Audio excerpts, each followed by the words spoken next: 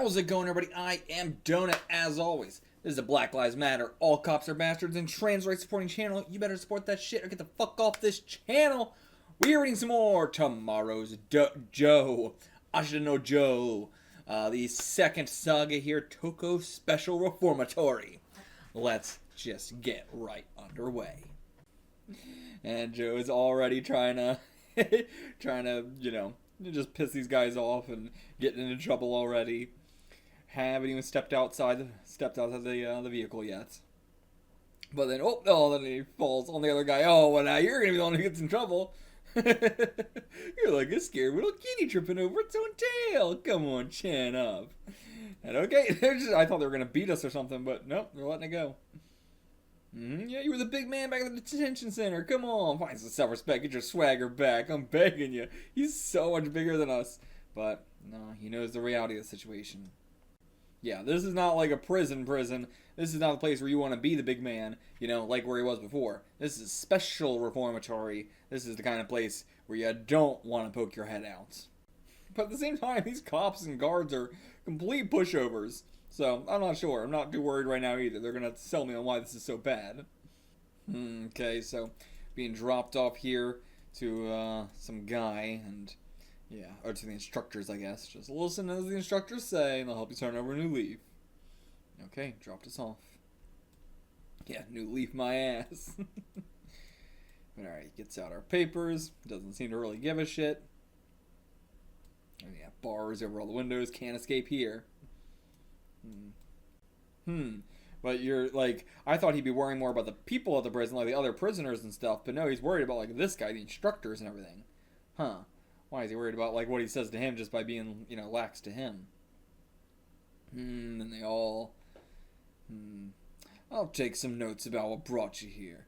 Be honest and tell me everything. And then what are we looking at? The clock, a bunch of juvenile law stuff, so they must be like lawyers, maybe, or probably not lawyers, but like psychologists again or something.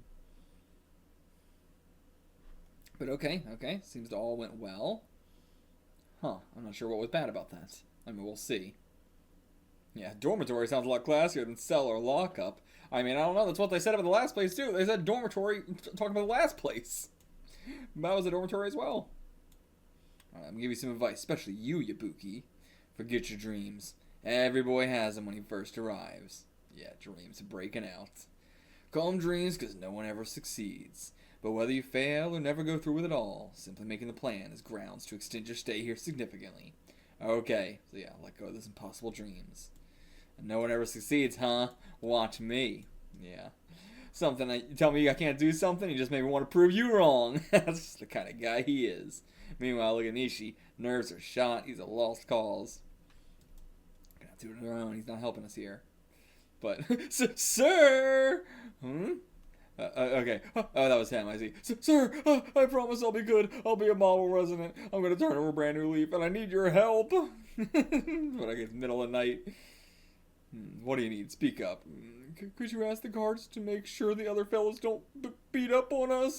These are going to be some hard-hitting motherfuckers then. They're going to be some rough people. Joe is in for a rude awakening. I don't think he's beating his way out of this one. And yeah, when I got to the detention center, you were the one doling it out. Remember the twist and the paratroopers? Get ready. Yeah, now it's your turn to go all through it. Yeah, me? I'm set to go through it all again. But no, you don't get it. The special reformatory is a whole other story. I don't know how it can be worse than the fucking twist and paratroopers, but you're gonna have to show me. Yeah, violence of any kind is among the residents is against the rules. Yeah, this instructor's a real buffoon. The kind of person who just folds their hands and follows the rules. Don't end up in a place like this. Yeah, exactly. He's just, you know, lying to himself to make his job easier. And yeah, whoo, that's a fucking door. Alright, this institution houses approximately 300 residents in 15 dormitories, about 20 boys each. Jesus Christ, just packing them in like sardines. Yeah, I'll introduce you to him tomorrow. No, I think, yeah. Yeah, we're leaving already, Mr. Instructor, sir? Yeah, you don't want to be in there. Oh, boy. Alright, light comes on.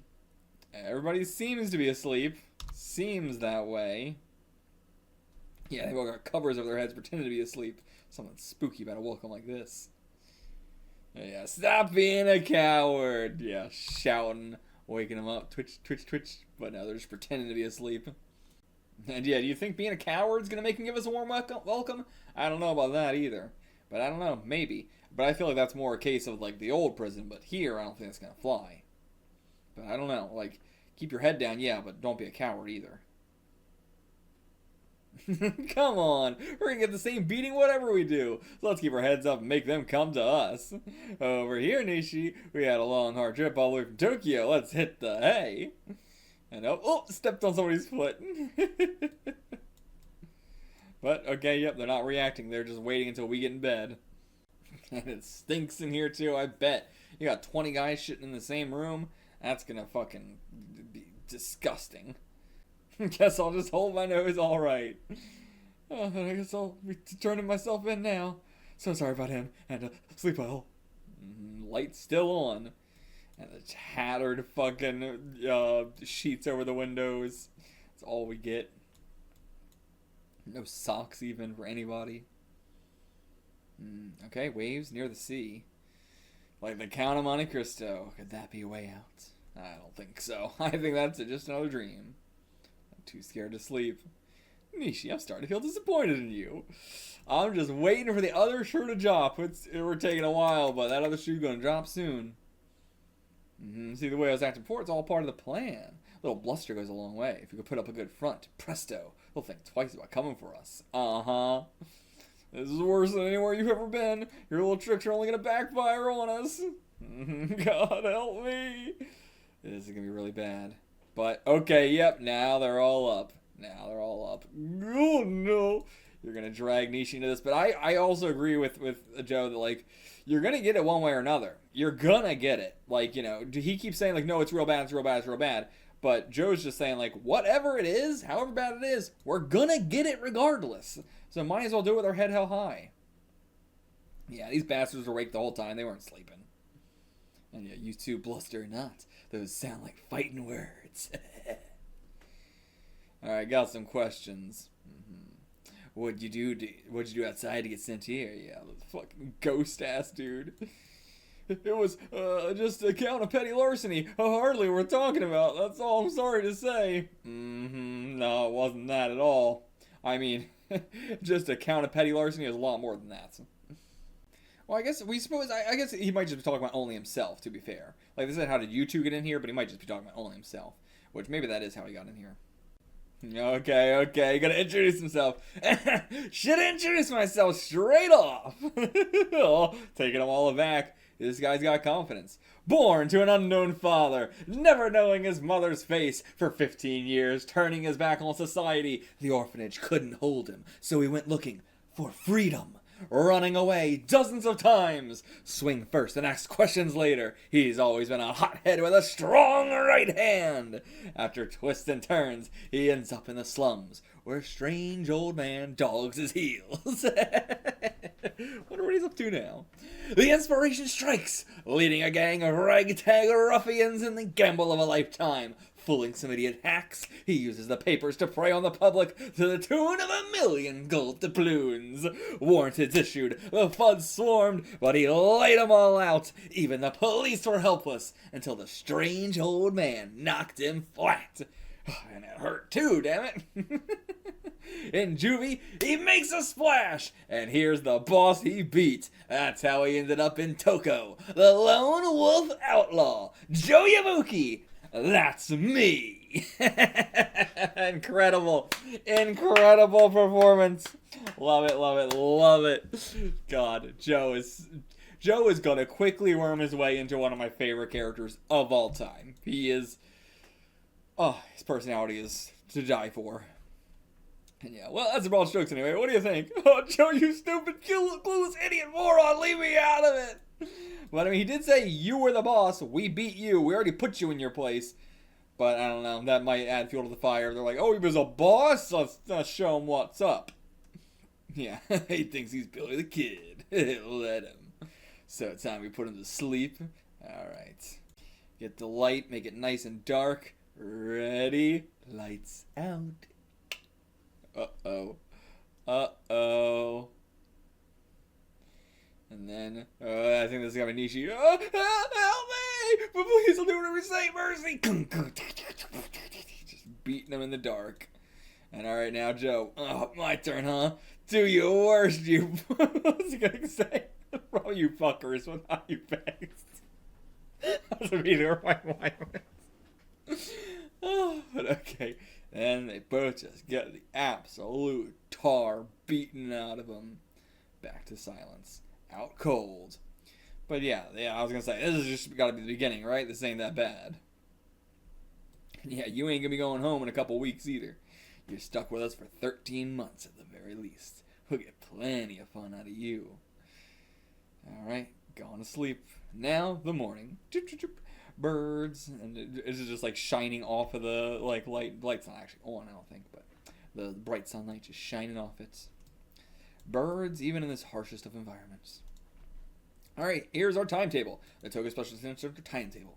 6 a.m., rise. All residents to stow bedding and clear room and toilets immediately. 7 a.m., breakfast. 8 a.m., assembly. 9 a.m., farm work. Noon is lunch. And then something is farm work again. Whoa, whoa. Okay, morning, but the little one's already disappeared. He gone. He already gone. And the big whale's snoring away, but the other bed's empty. Being able to snore so deeply after you had your ass beat, I'd be sleeping pretty light.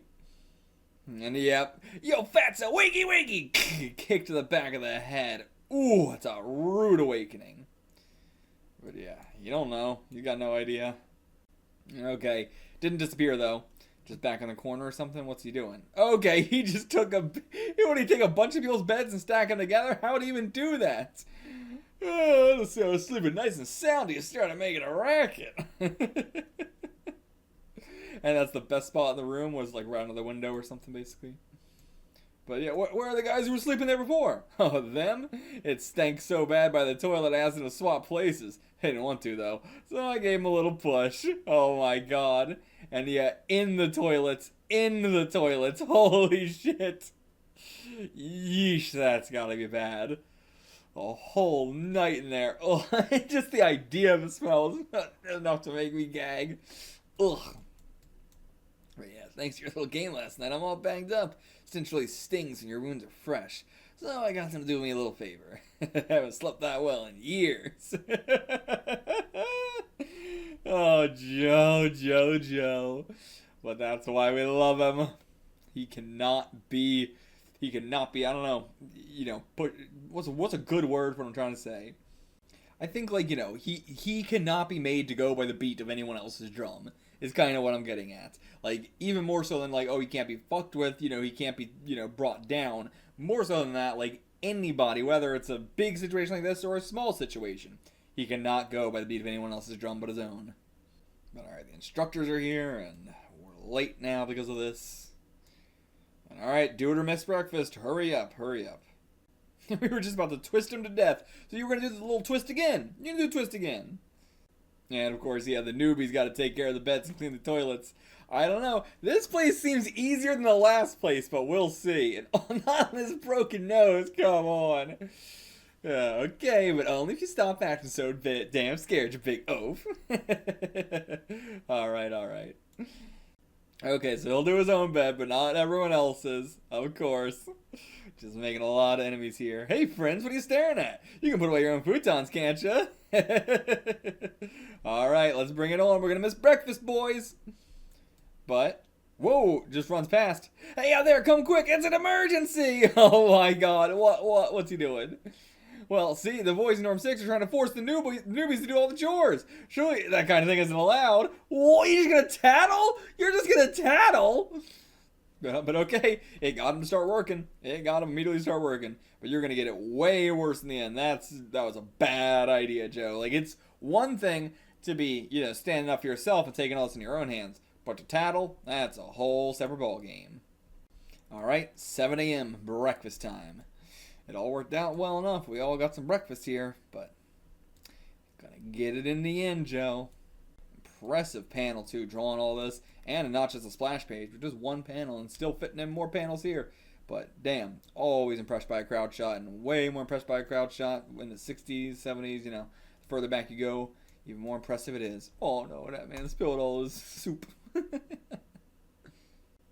Nishi's trying to pawn off his food and everybody else, not pawn it off, but like, you know, oh, you can have some of this, you can have some of this. But okay, assembly now. Oh, we got his name, full name. Kanichi Nishi. Okay. So yeah, doing our true introductions here. Yeah, so the dorm they're going to be in and everything. Hello, nice to meet you. Yeah, I'll be gone before you know it.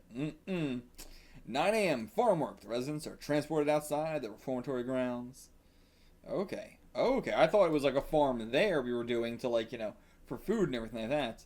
But for like all the rice for everybody. But nope, we go work on someone else's farm. True slave labor. And this does seem like if we're leaving the facility, you know, this seems like the perfect time to break out. But I mean, you know, you tell that to anybody on the chain gang, you know? Are they going to make us part of a chain gang here? I assume. And yeah, of course, they're all planning to jump you once we get out there, but let's see what you can do, Joe. I want to see what your escape attempt looks like. Really rough ride, too. Where are we going? Okay, in a tunnel now. Alright, Joe, we need to talk. Yeah, well, that ain't the gutless wonder. Go away, I ain't got nothing to say to you. Lost all respect. You really believe I'm a coward, huh, Joe? My acting's better than I thought. Okay. This whole time he's been doing that to make the, you know, the instructors and the others think that way, so he does plan to break out and everything. Damn. Real good actor. He got me. Yeah, you're gonna make a run for it when we get there, right? Well, no way to make a real plan until we get to a farm, to the farm. But you gotta pull it off, whatever it takes. If you don't, it's your head. Like, he's not gonna join us? Yeah, those guys want you dead today. These bastards wouldn't blink at disappearing a couple guys before breakfast. If you want to stay alive, you gotta get out at any cost. They're gonna kill you. They're not gonna beat you up. They're gonna kill you. Okay, doing some work, doing some farm work, but any gonks on the walls here? Okay, never mind. Still got barbed wire all over the place. I see. What is this farm we're even working at? And yeah, only one gate there. Look how peaceful it is. One step beyond the barbed wire. Rolling green hills under a summer sky. Rusty old passenger bus making its sleepy way over the road through the meadow. And that house still has its carp streamers up, even though its children's day is long gone. Must be nice, you lazy sods. God. And these butterflies. So close, just like those butterflies. But alright, the rest of the boys are here. But I gotta admit, like, man, this you know, this whole jail arc is really getting to me. Like, this whole sentiment. I think my biggest nightmare in life is prison. It is just the idea of being in prison. And, you know, I've talked about it before last issue, but just, it's bone chilling to me. The idea of just anybody being in prison is a nightmare to me. Hopefully one day we'll abolish all prisons. Oh, great. And they said, he's trying to make a break for it. So now all the instructors, yep, gather them all around. Now we got everybody against us. Our own dorm, everybody else, the instructors, we got everybody against us. And the sun's against us too. And heat like this. But Nishi, okay, you can do it, Joe. Like I said, you gotta go for it. You need to make it out no matter what. And if it goes wrong, be ready to die instead. At this rate, you won't make it off the farm alive. These bastards won't blink an eye at rubbing you out. Whew. But they ain't giving us a chance. The second we start to, like, think about anything, they're on our ass. But okay, throw them off him. Hell yeah. No one kicks me around. But no, if I want to get free, gotta lie low and stay out of trouble. Almost killed his ass. Almost did a little murder. Just a wee little murder. But alright, yeah, take out that frustration on the ground. And he knew he was about to die. He was like, oh my god, I almost died. Don't fuck with Joe. Alright, we gotta go get manured now. And he's bringing us along. Yeah, stay back a little bit. This walking pose. Alright, yeah, keep your guard up. Keep your guard up. Alright, there's the barn. Hear the animals already. So many. The barn is some ways away inside the same barbed wire fence and houses livestock, including cows, pigs, goats, chickens, and ducks, all looked after by the residents of the Reformatory. Okay. So, yeah, damn, they all look after the animals and everything, too. Damn. I'm glad they're actually doing something worthwhile at the very least. Like, it's all fucking slave labor, but, at the end of the day, if they're going to be doing slave labor, at least it's fucking worthwhile. So you brought some new boys with you. You'll be wanting the stuff in the pigsty then, because we brought new boys. Okay, take your time. Come take a gander in a little. Yeah, I'm gonna shove us in some shit. Probably gonna trap us in there or something. So he knows, yeah, pig manure it is then. I don't know what they got planned, but it seems everybody's looking forward to it. Getting a little excited myself, you know what I mean, Nishi? And, someone on a bike. You're allowed to ride a bike around here? That's pretty nice. Again, compared to, your existence. Let's see, which one of you is Joe Yabuki? Alright, that's me. Interesting postcard for you. It says, for tomorrow. Oh yes, from Dangampe Tange. But alright, so is this going to change Joe's mind? Is he going to be like, oh, Danpei's plan, the whole boxing thing, 13 months, maybe I can just ride it out, but he'll die if he doesn't escape, is what we're saying. But then just throws it. And then once we go to pick it up, when we go to pick it up, he runs over our hand with the bike. Yep. Letters from home, letters from the police, letters from your girlfriend. They all come through me. Okay, he's the messenger. All right. The cross for tomorrow, part 2. Use the jab to breach your opponent's guard and create an opening. Then immediately follow up with the right cross. Is that just, we've already learned that, but I assume he's teaching him more about what the right cross is specifically. It's the most basic offensive combination in boxing. Putting all your weight behind your right fist. Punch straight through the target, then pull back in the same line and at the same speed you went forward. This power punch has the potential to be a knockout blow. Okay, so I thought a cross was literally crossing like this, but isn't it, if punching straight through the target would probably be a straight, I imagine. A jab's just a quick one, but going all the way through, and you're stepping with it so you can go a lot further and you step back with that same speed. But that seems like more of a straight. But okay, we just unlocked a new technique. Haven't really trained on it, but hey, it's a good place to train on it, I think. Alright, here's the swine house. And yeah, I imagine it stinks. It's animals and it's shit. Whoo, those are some big honkers, my God. Woo. That's gonna be some big poopy. Big poopy indeed.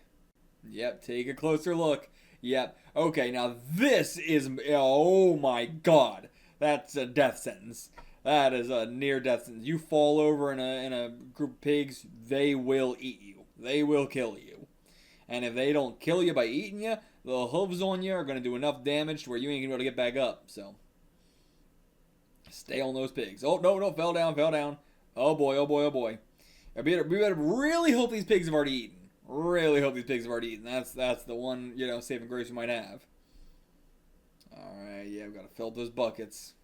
And now they ain't giving us the pitchfork. Pick up that poop with your own hands.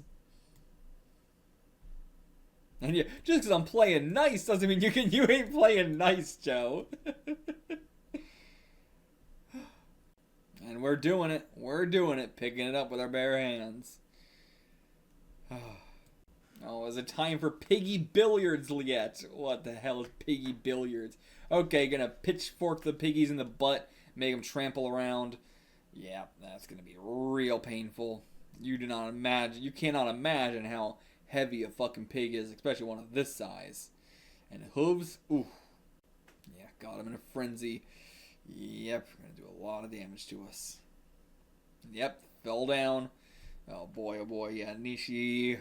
Worried for him. Alright, got to beat up some pigs. But yeah, to a pig, you can punch him in the face and it ain't gonna do shit. Joe, I got it. If these pigs get free, so can you. Ride the herd straight out the gate. I'll back you up. Okay. Let's do it. Yeah, gonna make these hogs go wild. Beating them with their own poopy. Alright, yeah, make them break out. There we go. They're breaking out. The pigs are loose, and they're the ones who did it, quote unquote. You know, Nishi's the one who truly did it, but maybe we can blame it on them. Here we go, right them at the gate where the instructors are standing around on a stampede of pigs. What a plan, Nishi! Hell yeah, this is awesome. Alright, we're going in. Breaking out of the barn. Straight onto the gate, and we'll bust it down and break out of here. Let's go, piggies! Alright, yeah, go. Stay with the herd. Joe needs your help. Oh, boy. Oh, my God. I think his leg broken. Holy shit. Holy shit. Well, hey, that's what you guys get. And everything else too. Come on, goats, chickens, ducks, you two. You're all free. Run away. This is going to get us in some big trouble. Oh, they got him in choke slam. Oh. Alright, yeah, everybody go after Joe. Catch those hogs. Alright, but Nishi, he ain't letting them. Holy shit, Nishi. That's my boy. That's my boy. That's my boy, Nishi. I'm sorry I doubted you. Hell yeah. You want to stop Joe? You got to go through me first. He was the boss for a reason. He's the boss for a reason. Just stepping on that fucker. His eyes are popping out. Woo. Hell yeah. He's taking on a crowd. I thought this guy was too jiggy to fight, but look at him. We also kicked we stomped the farts out of this guy. Okay, woohoo! Faster! Oh, you want Nishi? If this works, I'll send you a boatload of care packages stuffed with that udon you missed so much back from home in Osaka. I wonder how much Nishi's gonna be in here. Like, what was his sentence? And yeah, the farmers, they're about to see some crazy shit. What's that rumble in the distance? Feels like an earthquake. No, it's a dust cloud. A horde of pigs! And someone's riding them! Coming through! This is so cool! I love this. Stay at your post! We have to grab the pigs! Get them under control! No. Everybody's immediately leaving. I'm out of here. Just him now. This guy's design looks very Tezuka as well. Alright, that's right. Stay back or you'll get flattened like a pancake. Out of the way, idiots. Beyond the gates are freedom, but what, are they just gonna slam straight into the gate or something? Uh-oh. Okay, the letter carrier. No, he's gonna, he's just dodging the pigs. Holy shit. Okay, this guy's gonna be a problem. Hate to do this, new kid, but you're not going anywhere. Knocks the pig out cold. Whoo! Holy shit. Okay. You know what? I have big respect to this guy. He's way stronger than us. He's just single-handedly taking on all the pigs. Holy shit. Okay, he subdued him. Got him to turn around. That's some exemplary behavior. And yeah, he took a couple out. Woo! Jesus. Okay, we ain't getting out that easy. Damn, that was so fucking cool. God damn, this panel's so fucking cool.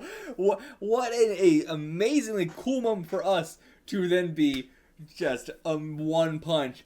Boom! I thought he was going to punch Joe straight in the face, but punching the pig's somehow cooler. Okay, this guy. Respect to the letter carrier. Respect. Well, morning, sunshine. You got some guts. See that? Heading home like good little piggies. Afraid that spells the end of your great escape. Like a crab clawing the others down. But I mean, not really like crabs in a bucket, because to be fair, you know, it's not like he's trying to stop our success. He just wants revenge. Okay, Rikishi is his name. And yeah, as a reward, we'll reduce your custodial period. Okay, shorten my sentence. Much obliged. That's all I could ask for. But yep. Damn, he's working the system. That's how he got in this position in the first place, I bet. So close. What'd I ever do to you? Is he even from our own, dormitory or not? I wonder. Or is he just like, a piece of shit, boncho boss sort of guy? Oh, and he got lines too. Get your hands off me. Not everyone wants to wear Eau de Farmyard. I don't even know what that's a play on. But, like a cologne.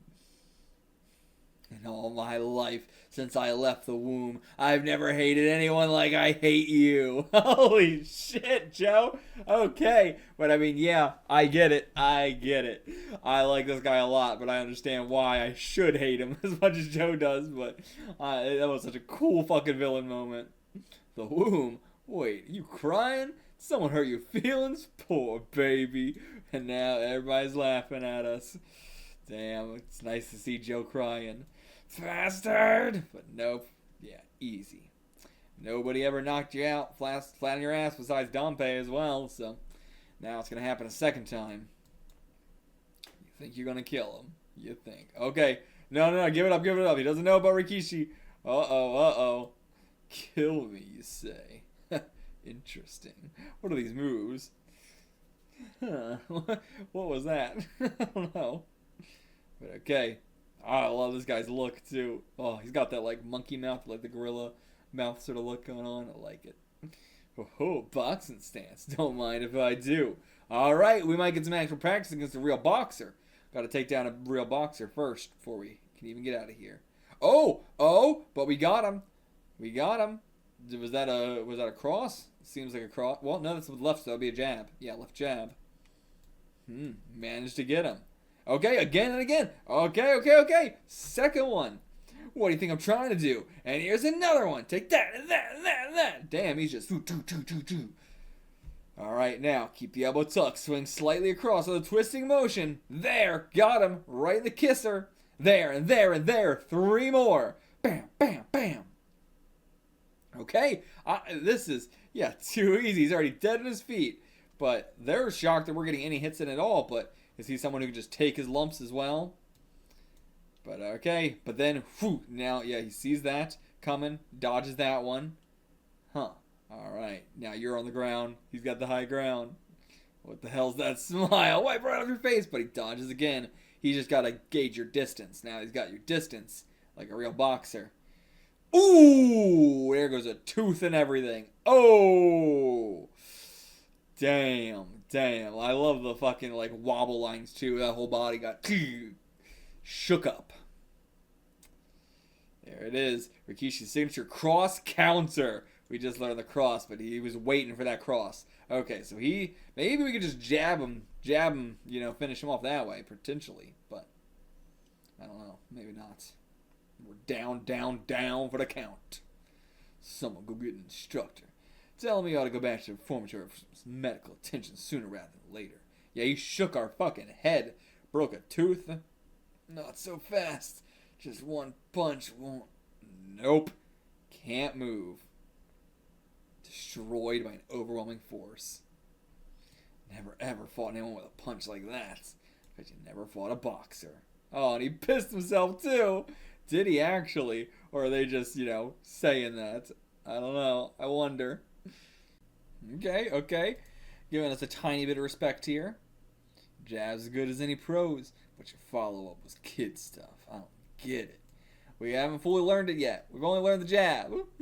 Alright, back to the reformatory. Joe was treated by a doctor, then confined to solitary to reflect on his ill-conceived escape attempt. It's going to be more than 13 months now. Alright, what? He's shouting for the guards. What? I don't want to get out. I need to ask a question. Yeah, that guy, Rikishi or whatever. Rikishi, whatever his name is. Who is he? What's his deal? Okay, Toro Rikishi. Okay, we cut away. Didn't get to hear what he said. Oh, no we are. Okay. Toro Rikishi, undefeated as a 6-round welterweight with 13 straight KOs. Known as Kid Dynamite, the killer with the megaton punch. He cut a wide swath of the pro ranks until he attacked a particularly nasty heckler during a match and left him in critical condition. I see. The commissioner handed down an indefinite suspension, after which a disgruntled Rikishi caused a string of violent incidents. Okay, I thought just the heckler thing got him in here, but I mean, that's not nearly enough to get you in a place like this. But okay. But yeah, so, to clarify, 6-round welterweight, 13 straight KOs. Kid Dynamite. I'm going to write down Kid Dynamite. He outclassed me as just a lowly 6-rounder. I don't really know anything about like that sort of stuff at all. So I'll write down 6-rounder just to, because it's something that's coming up, but just to compare to other people. But yeah, I don't know what that means at all, actually. I don't, like, watch boxing or anything like that.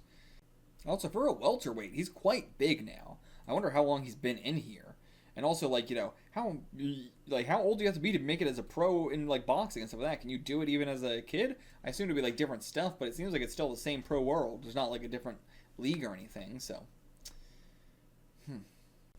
And yeah, this is actually good for us. Being in solitary, now we can train.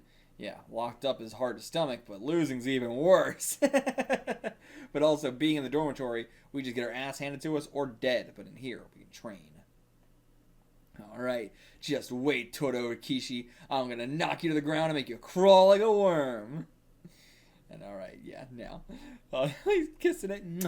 For tomorrow, part 2, huh? This here is exactly what I need. Alright, old man, you got me. Gonna be the best student you ever had. So quit loafing around and send me more of these postcards. Alright, hell yeah. He's locked in now. That's what we had to get him. We had to give him a rival. Now he's locked in. But instructors making their rounds. They're gonna just hear Joe training at all hours of the night. Yep. Did you just hear something from over in solitary? Oh, just the crickets, maybe. No, someone's up to something. Let's go. Yeah, that's snap. Yeah, he's just training away. Yeah, take a look in there. Oh no, too dark, can't see.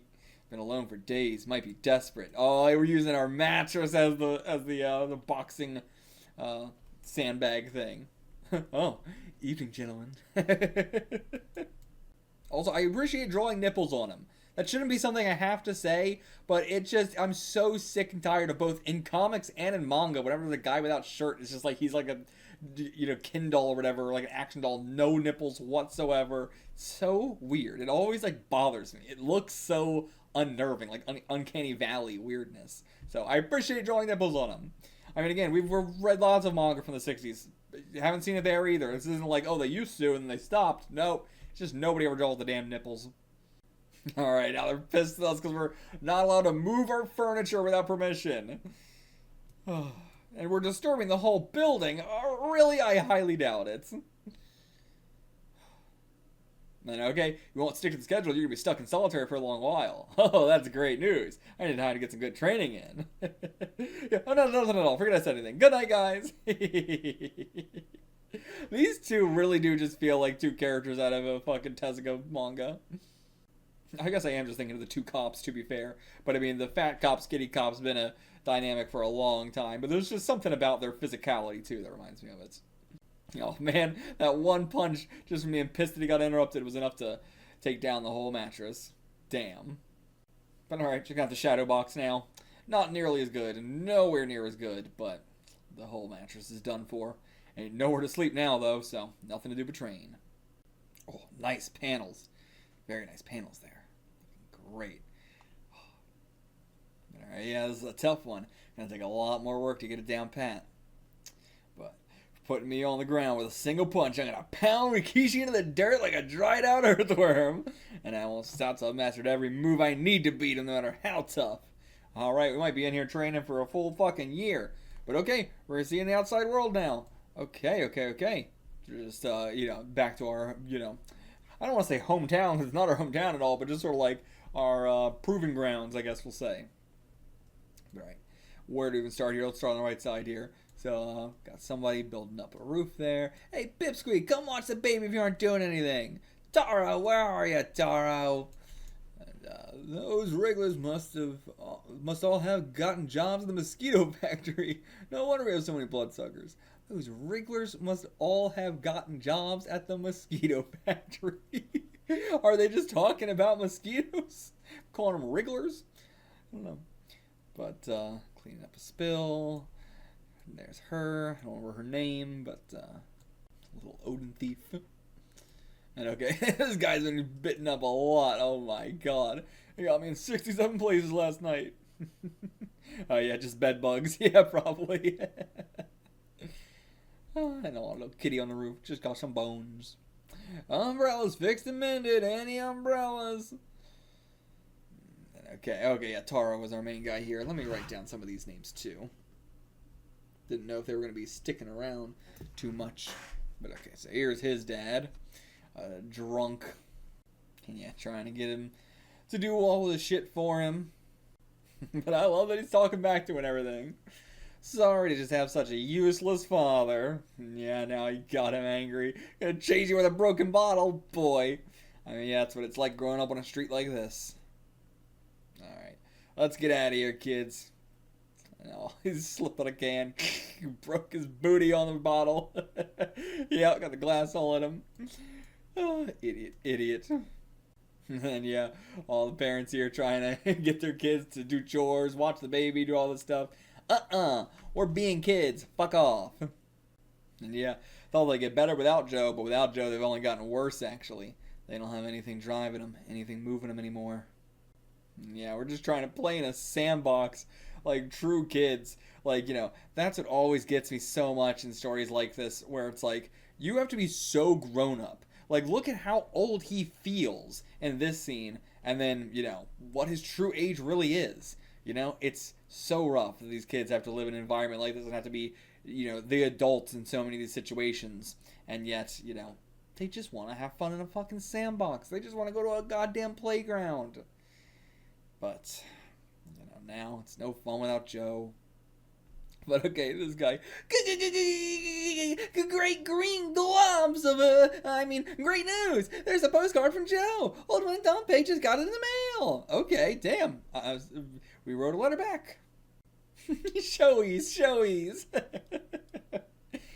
I love that she's the one who's like, quit talking like a baby. But alright. Give it here. He's reading it over and over and over. He's so proud of him. What's it say? Showies. Alright.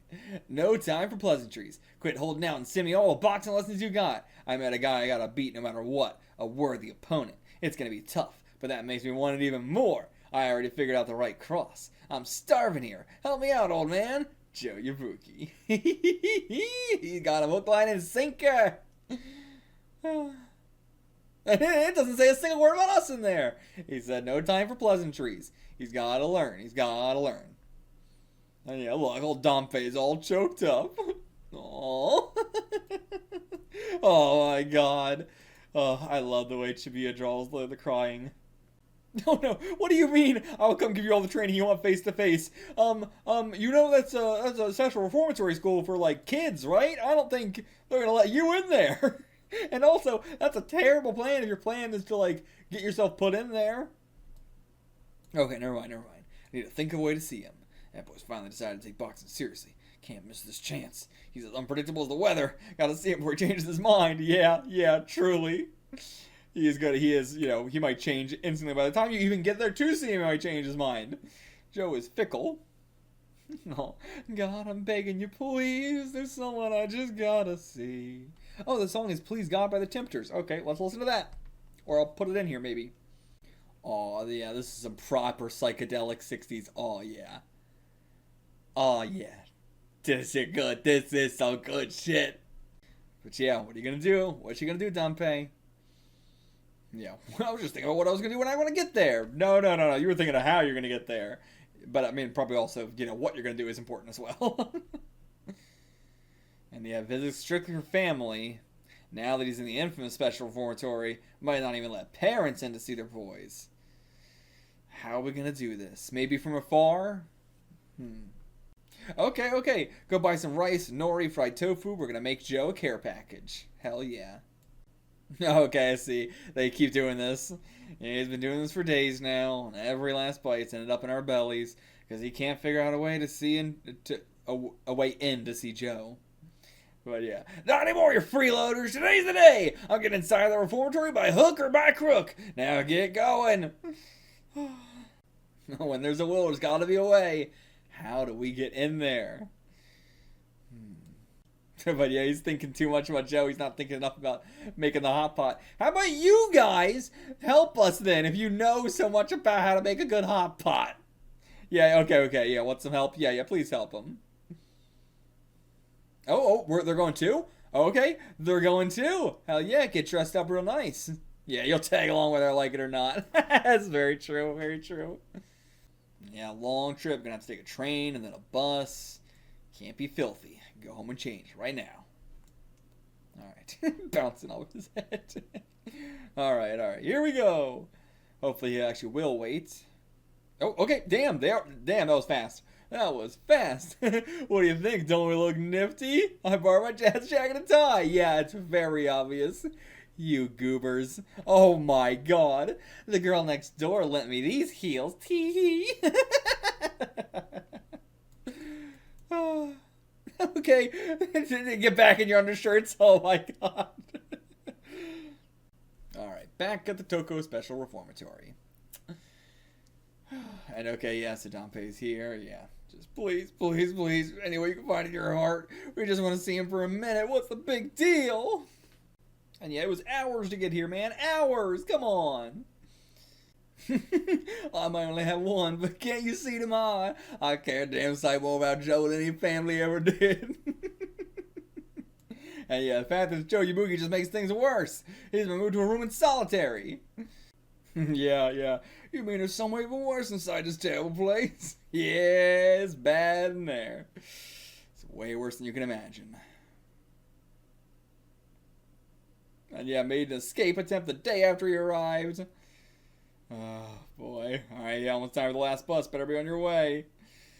Oh, Joe.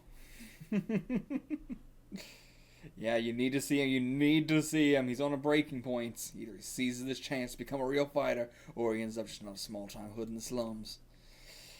But yeah, that makes it all the more important for me to talk to him. He really needs a good second in his corner right now. Aw, a good second. Okay, desperate times call for desperate measures. Get him, guys, for the old pug. All right, desperate times, rock throwing once again.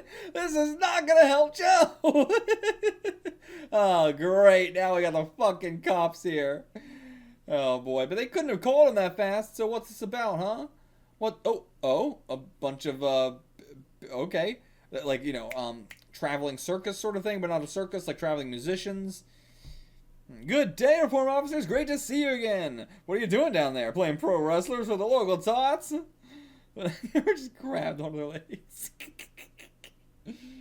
But okay. And now, that's the girl. So is this like her? Did she order a bunch of musicians to come and play for Joe or something? Again, if this is like, you know, his mom or sister, I think it would be way more likely. You know, it's a girl, not a woman, so sister would be way more likely. But yeah, I don't know.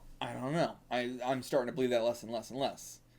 This might just be someone who, you know, believed in Joe. Like maybe you know, maybe it's as straightforward as it seems. She is just someone who, you know, spent a lot of money.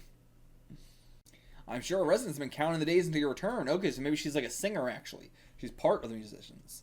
I thought she'd be like the Little Miss Princess of this like company or something, but no.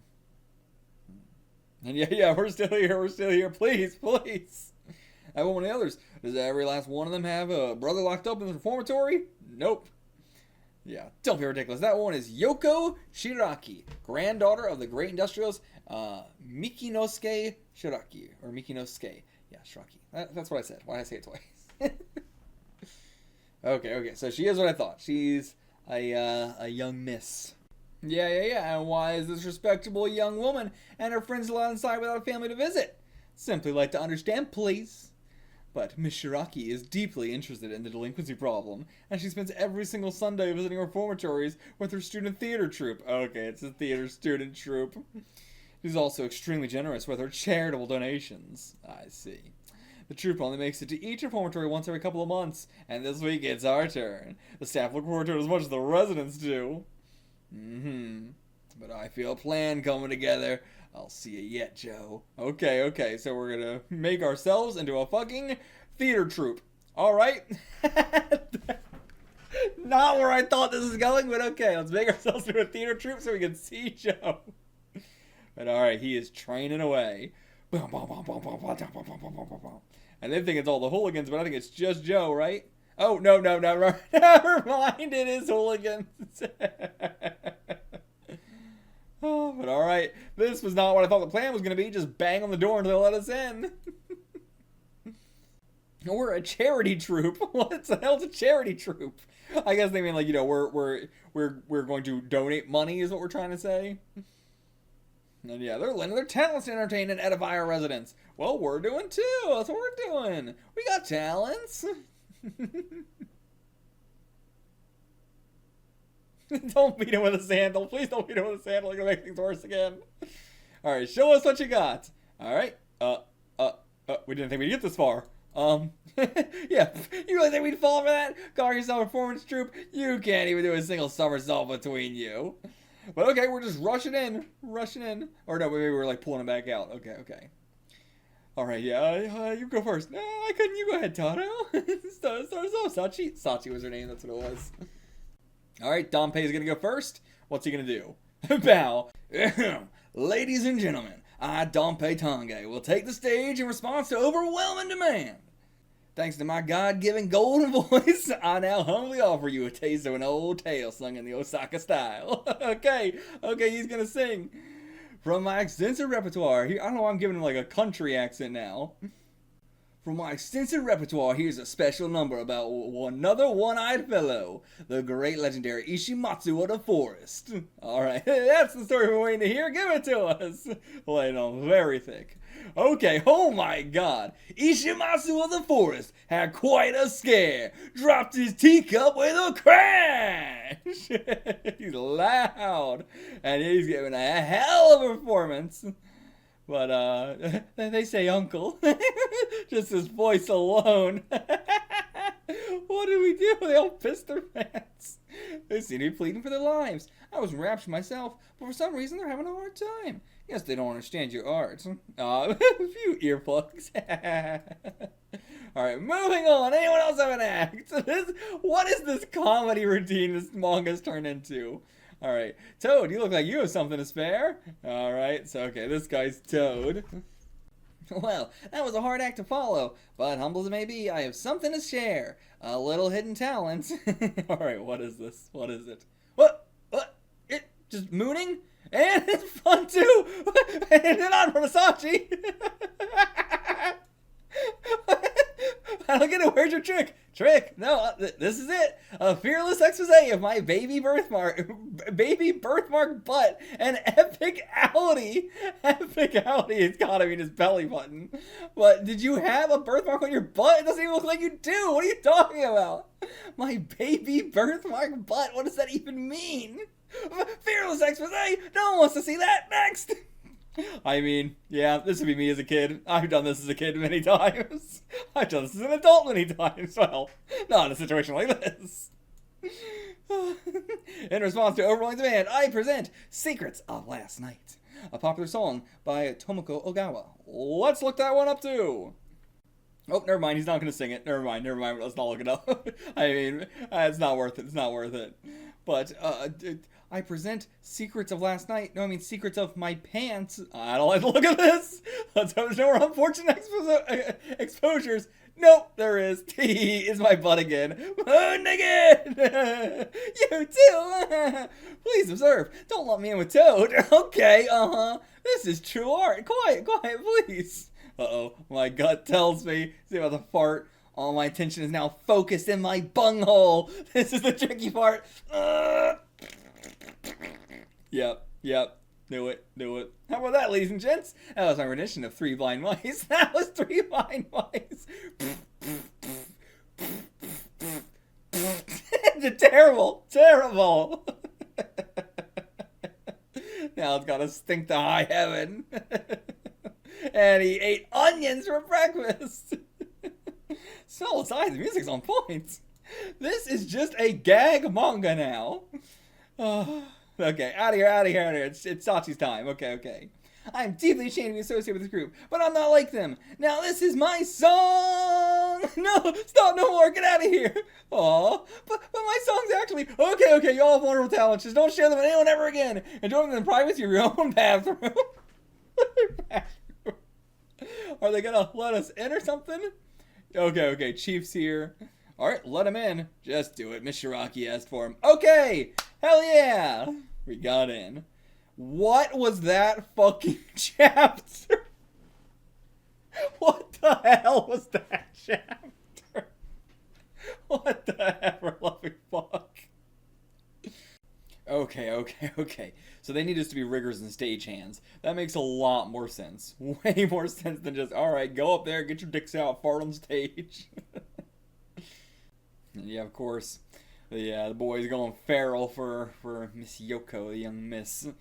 Going absolutely feral for such a lovely woman as her. Wahoo! I can't do the fweeting whistle, but... Yeah, they sure do adore her. A bit more than a goddess, I think. Or a bit less than a goddess, maybe. I don't know. Damn, yeah, this is a really well, executed theater troupe here. They are very well working together. Okay. She wants to talk with Danpei. Yeah, favor, I'd like to ask you, can we talk backstage? Okay. So, we're going to learn a little bit more about you and what your involvement in this is, what your involvement with Joe is. I don't buy that she is just a woman who spent money. I don't buy it as that. It's got to be something more. And is he going to be let out of solitary to come watch? I wonder. Or is we just going to get a meeting with him? And yeah, already mastered the jab of the cross, but we need more. Okay, they came to get us though. So yeah, assumingly, we're going to go watch the performance. Oh, but this isn't just for the theater troupe. This is like, oh, you have a strict look, someone put in a word for you, which is assumingly her, the young miss. But yeah, so okay. But okay, that's by the by, just come to the gymnasium. So yeah, come see the show. But yeah, in addition, you've been let free. And okay, yeah, not setting foot outside the cell though. Staying in here. The only reason I can stand his existence is because I tell myself I can't touch him when I'm locked up by it like this. Ah, yeah, Rikishi. Knowing there's someone out there better than me and not being able to do a damn thing about it drives me crazy. So egotistical. Oh, I love you, Joe. And yeah, if I get out of here, I bet I'll challenge for another fight. Won't be able to help myself, and he'll beat me again. But alright, not budging now that I have my secret training spot. Secret? It's fucking solitary confinement. Yep, they're gonna drag him out regardless. Ooh, the Hunchback of Notre Dame. Ooh, yeah. That's a good one for a prison, honestly. Especially for a reformatory place like this. That's a good one. Dragging him out in front of everybody. Kicking and screaming. Yep, everybody's seeing Joe again. It's only been 10 days, but oh my god, immediately. This fucker. Yeah, everybody, shut up. Yeah, all of a sudden they're grateful for little community theater. Guess I had them all wrong. But okay, Nishi, hey. Yeah, running your mouth ain't gonna get you anywhere. I mean, you've told us that in the past before, but we don't listen. And yeah, Nishi looks okay. He's a bit beat up and stuff like that, but so are we. We got our ass completely demolished by Rikishi. But yeah, so Nishi seems like he's not getting too bad. But I'm surprised. I'm curious what happened to him after we escaped, but seems like it wasn't too bad. But then yeah, the stage. Yep, whipping the Hunchback. Are they just actually whipping him?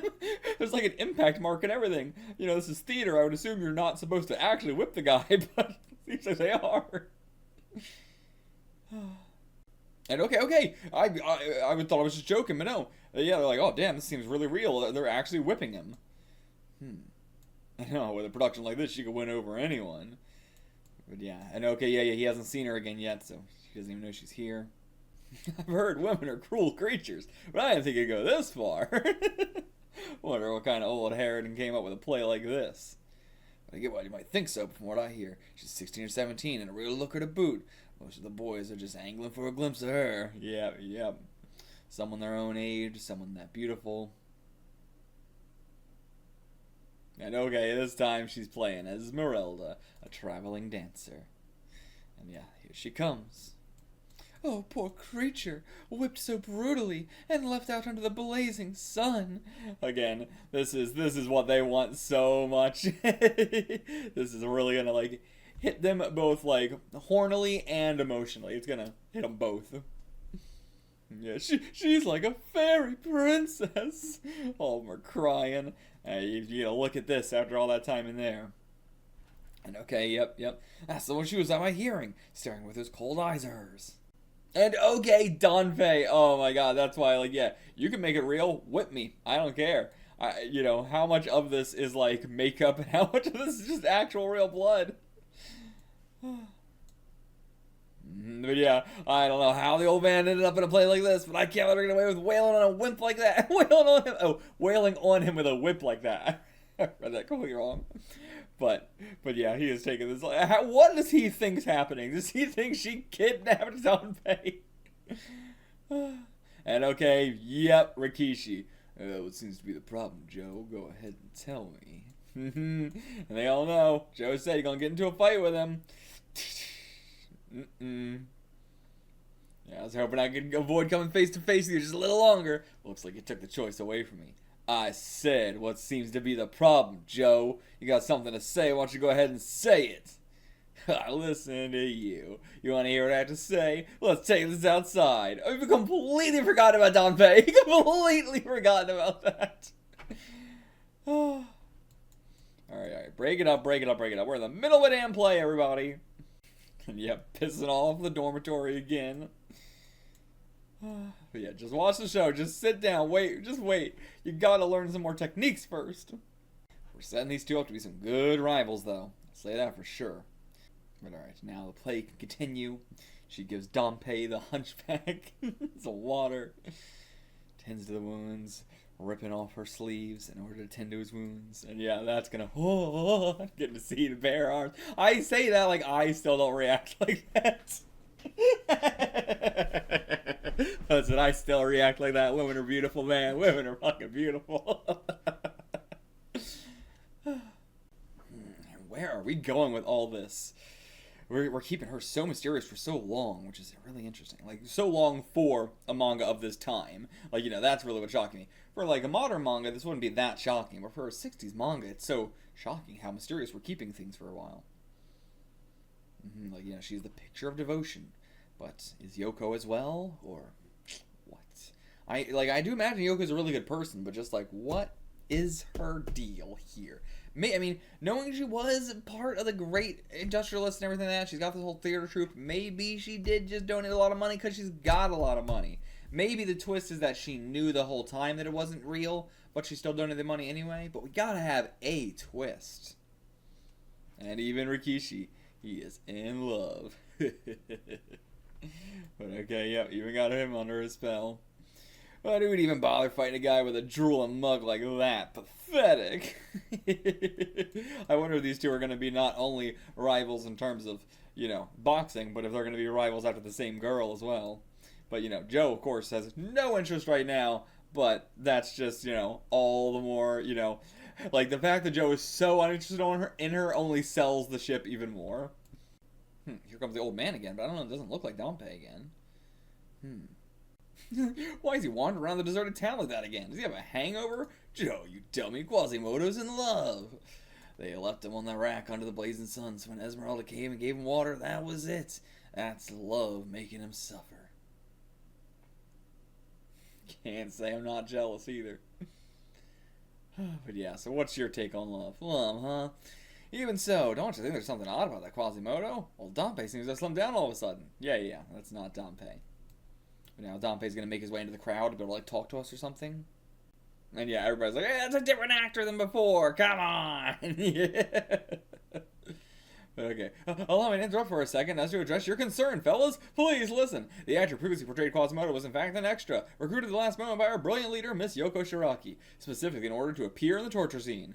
The reason being, as a former boxer, he's tougher than most and could take a real whipping, not just a stage one, allowing us to achieve a higher level of realism, which I'm confident made a difference to your enjoyment of the scene.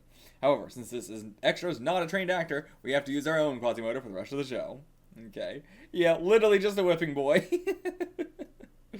But yeah, just a little fourth wall break to clear it up. But, I don't like it. Sure, those namby-pamby students couldn't make Danpei bat an eye with that whip, whether they were play acting or not. But the idea that they can hit him as hard as they want for the sake of their little show just because he's an ex-fighter really rubs me the wrong way. Okay, I'm glad, yeah, because I mean, I was definitely thinking that too. Just like, this feels weird. But, like, okay, so that's definitely something we're supposed to be feeling. But, yeah, but at the same time, I have a hard time being like, oh, this theater troupe, they're evil, you know? I don't feel like that at all either. So, there's just such a weird atmosphere to this whole part. So now, the scene changes, Esmeralda doing her dancing. Esmeralda lights up the stage with an elegant yet passionate dance. These are some great costumes and extras as well. Oh, okay, yeah, you got us as extras as well. The kids, all our kids here. And okay, yeah, so Toro, Toad, and Sachi, Toto, Toad, and Sachi are gonna be like the three that we're paying attention to, and the others are just the others. The others, just the others. Oh no, don't, yeah, don't start again. These kids are gonna be hard to get in line, but hopefully they'll do an okay job. And yeah, and a new costume, black. Assumingly, I don't know. I realized very recently, whenever I'm reading black and white, I never think about color. It's a world that is black and white. I never think about color, so I see a black dress and I just go black dress. Esmeralda's a Gitana girl. What's a Gitana? Oh, it's a Romani woman from Spain. Okay. So Esmeralda's a Gitana girl. Esmeralda loves to dance. Esmeralda, loving and kind. She takes the elderly by the arm and tends to the sick and injured. She watches over the children and brings people together. Esmeralda's a Gitana girl. Esmeralda loves to dance. Esmeralda, loving and kind. But I don't know. Is that going to be Yoko as well? Or are we going to have the shoe drop? But yeah, no, doesn't do anything for me. Esmeralda's loving and kind, huh? Maybe she is, but the actor playing her sure isn't. Yoko somebody or other. Talk about miscast. Sorry, but I'm bowing out early. I'd rather sit in solitary and collect belly button lint than watch any more of this farce. And she did not like that. She didn't like that. But is that just because she's upset at you insulting the play? Is that upset that she can't break through to you specifically? Is that upset that you clocked her? A lot of different interpretations it could be. I'll say that he clocked her, that she knows that she's not upstanding and she's trying to make up for her past, maybe. Something like that. But okay, Rikishi coming out here to be like, don't you bad mouth Yoko. Yeah, you just crossed the line. You're not even fit to say the lady's name. Last time we met, I pushed you around a little, but not this time. Okay. I'm gonna get your ass handed to you again. Take this, bastard! You're dead meat! Oh, okay, but she interrupts it. She interrupts it. Good, good, good. And she knows his name, Rikishi. She knows his name. And we still wait. We ain't stopping. We ain't stopping. But yeah, she's the one. She didn't say both of you stop. She said, Rikishi, wait! And yeah, he's the, maybe this is literally his girl, I don't know. But I doubt it. I think they're both just vying for her. But then how does she know his name? But, he is a loyal dog to her. And these jabs, I love the way he's showing these multiple jabs. Right cross, body shot. Oh, okay. Doing some stuff he hasn't even learned. Oh, on the chin. Jab, jab, jab. Right hook. Cross. Another jab, jab. One more cross. God, he's got a tough body, though. And she ain't asking for us to stop. Okay, never mind. Okay. I said stop, didn't you hear? Okay. Gets in the way. Gets physically in between. And yeah, slaps us across the face. Coward! Yeah, fighting him when he wasn't fighting back. Pretty cowardly, Joe. Yeah, attacking someone as soon as he's distracted, that's not fair. But yeah, give me a break. We're in the middle of a fight. If someone calling out was enough to distract him, then his head wasn't in it to begin with. Well, it's cowardly about beating up a guy when he deserves it. And he's grabbing her by the throat. Damn, Joe. Jeez. I mean, it's very fitting, very in character for him. And yeah, back to solitary we go. And yeah, straight up, I'll strangle the cold-hearted bitch. Yeah, I mean, Joe is the true ruffian here. A lot of other people pretending. Joe is not pretending. Okay. Tell him to let us go. And yeah, you just called me a cold-hearted bitch. And earlier, you laughed and said I was miscast as Esmeralda. Sure, I laughed, so sue me. It's all true. Tell me why. What makes you see me that way? Let's have your reasons here and now. Okay, so I don't think it's a, oh, you clocked me sort of situation. I think it's a, what did I do to make you, what is your perception of me? Because I think my perception of me is a nice person. So what the hell is your perception of me? Why do you think this way of me? And, I don't think she thinks there was anything weird about her coming to see him, be taken off to prison and everything like that, coming to the, the case and everything. But, I don't know how she thinks there's nothing wrong with that. I mean, probably because she's a little bit just too in her own world. Just in the same way Joe's in his own world. And yeah, everybody out here wanted to kick Joe's ass too. Interrupting the whole play.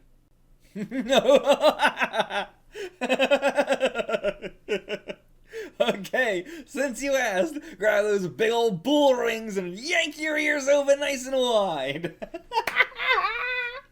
God, I love Joe so much. There are so few characters in anime or manga like him. Oh, I love him. Remember the first time we met? Well, do ya? Of course, at the court. Me, I'll never forget the way you looked at me when they handed down my sentence, those eyes of yours. My eyes? That's right. There's no mistaking those were the eyes of some loving and kind lady. They were cold, like ice, and filled with scorn. I admit, stung even worse coming from a pretty lady like you. Okay, so yeah, I'm glad he admits something like that he was, holding that back a little bit. So much that I started hooting and hollering, even though I knew I was getting sent down. I had to promise myself I had to go quietly. Get me? Yeah, I mean, we got to see that. Ooh, and this expression, I can't get a quite read on her. And yeah, I mean, like, can you blame her, though, if the story is true? If all this is 100% accurate? Conning her out of the 100,000 yen, everything like that. Like, if we did con her, but did we? But alright, look, what I'm trying to say is, if you're going to get all bent out of shape at a lousy 100,000, maybe you should think twice about visiting delinquents to lecture them about love and kindness! I love that she, like, winces a little bit. I love that she is, like, a proper lady, but she does have, like, a toughness to her, especially, late 60s. This is, very tomboyish, crazy to say that, but, she's got that, like, duality to her that I really enjoy. But, what's your whole deal? Fine, then let me tell you this. I asked Mr. Tonge and the children to be allowed in here, and for you to be released from solitary confinement. That was my doing. Yeah, I heard. And if I don't fall on my knees crying tears of gratitude, you'll get all upset again. I love Joe. In fact, you do all your good deeds for the same reason, as if you're better than the rest of us. It's patronizing. Just a put on. Basically, you're selfish. Damn. Selfish? You watch your mouth! Yeah, they're the true colors. I'm no deep thinker, but I got a theory about you, Missy. I think she is the daughter of a big, great industrialist, doesn't like what her father's doing, so she tries to make up for it by being a good person. Let me donate 100,000 to this charity. Let me do a theater troupe for the poor people in the prison.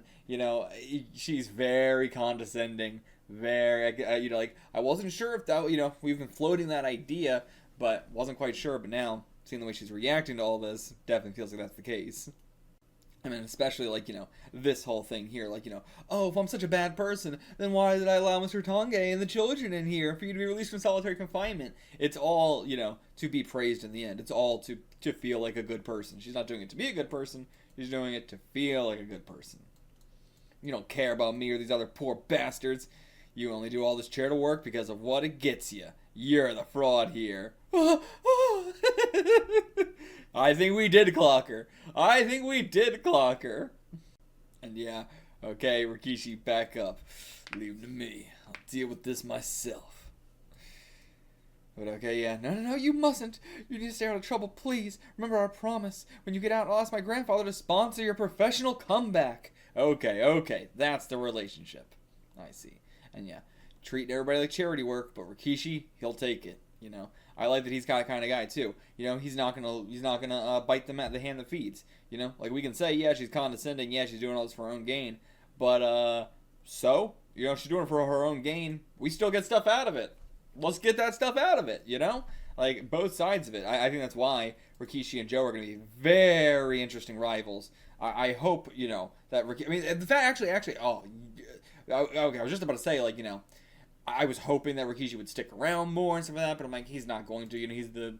He's the guy for this arc specifically and stuff like that. But he is a professional boxer. Her grandfather's going to sponsor his professional comeback, so maybe we will be able to face him in the actual ring and stuff like that. Maybe he will be a actual main rival going forward throughout the whole thing. That would be fucking cool because their dynamic is so great already. It's incredible. The very first rival we got, they already nailed it. He's so perfectly the opposite of Joe in every way. but also not in a way where you hate him in any way. You know, you're rooting for him just as much. He's a really cool guy. And, you know, the fact that, you know, he stopped Joe's escape attempt and it was not an immediate fuck this guy, but an immediate, like, okay, he's really cool. Like, to be able to sell that, it's hard. But, alright, yeah. I remember, but this is something I can't let stand no matter what you say, Miss Yoko. Okay, we actually are gonna fight. But, I mean, we're surrounded by all the fucking, you know, guards as well. But yep, of course they're going to try and say, oh, that's Dompe actually saying that. Hold it right there, no more pointless brawling. If you're really determined to see who's a better fighter, come on and get a proper contest. Okay. Can't expect these gentlemen to keep turning a blind eye to this brouhaha. Yeah. Okay. So, are we going to actually turn this into a whole boxing match? Okay, yeah, she's in on it too.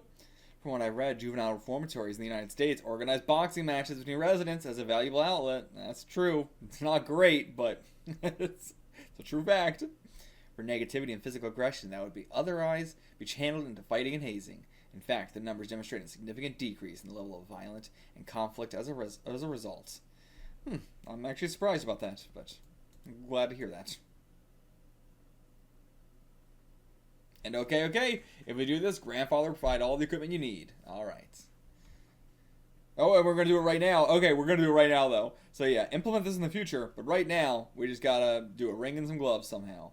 And yeah. No, not today. Joe's not even close to, I mean, boxers always train before a match. I can't get it. I had such a consistent, like, voice for him, and I completely lost it. I have completely fucking lost it. Okay, a week from today. Okay. Joe, you're going to have to learn a whole new move in that week. But, I mean, you can learn a move in a day, honestly, so that's fine. Maybe we can learn a lot more than that. And, yeah, the fact that Joe is completely impatient, does not have any patience within him, for the most part, for something like this. And then, you know, Rikishi is willing to wait. And, yeah.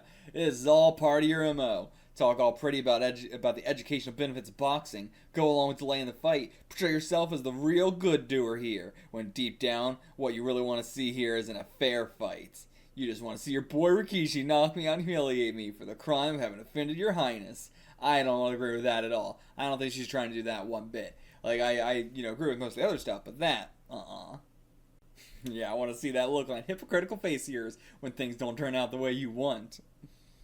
But they say Muhammad Ali, the greatest heavyweight of them all, liked to predict how many rounds a fight would go before he got the KO, and he always nailed it. I think maybe I'll follow his example. 1 round. No, 1 minute. That's all I'll need to win it. To knock this knucklehead out so cold he won't get up again. Kill him? But alright, 1 round, 1 minute.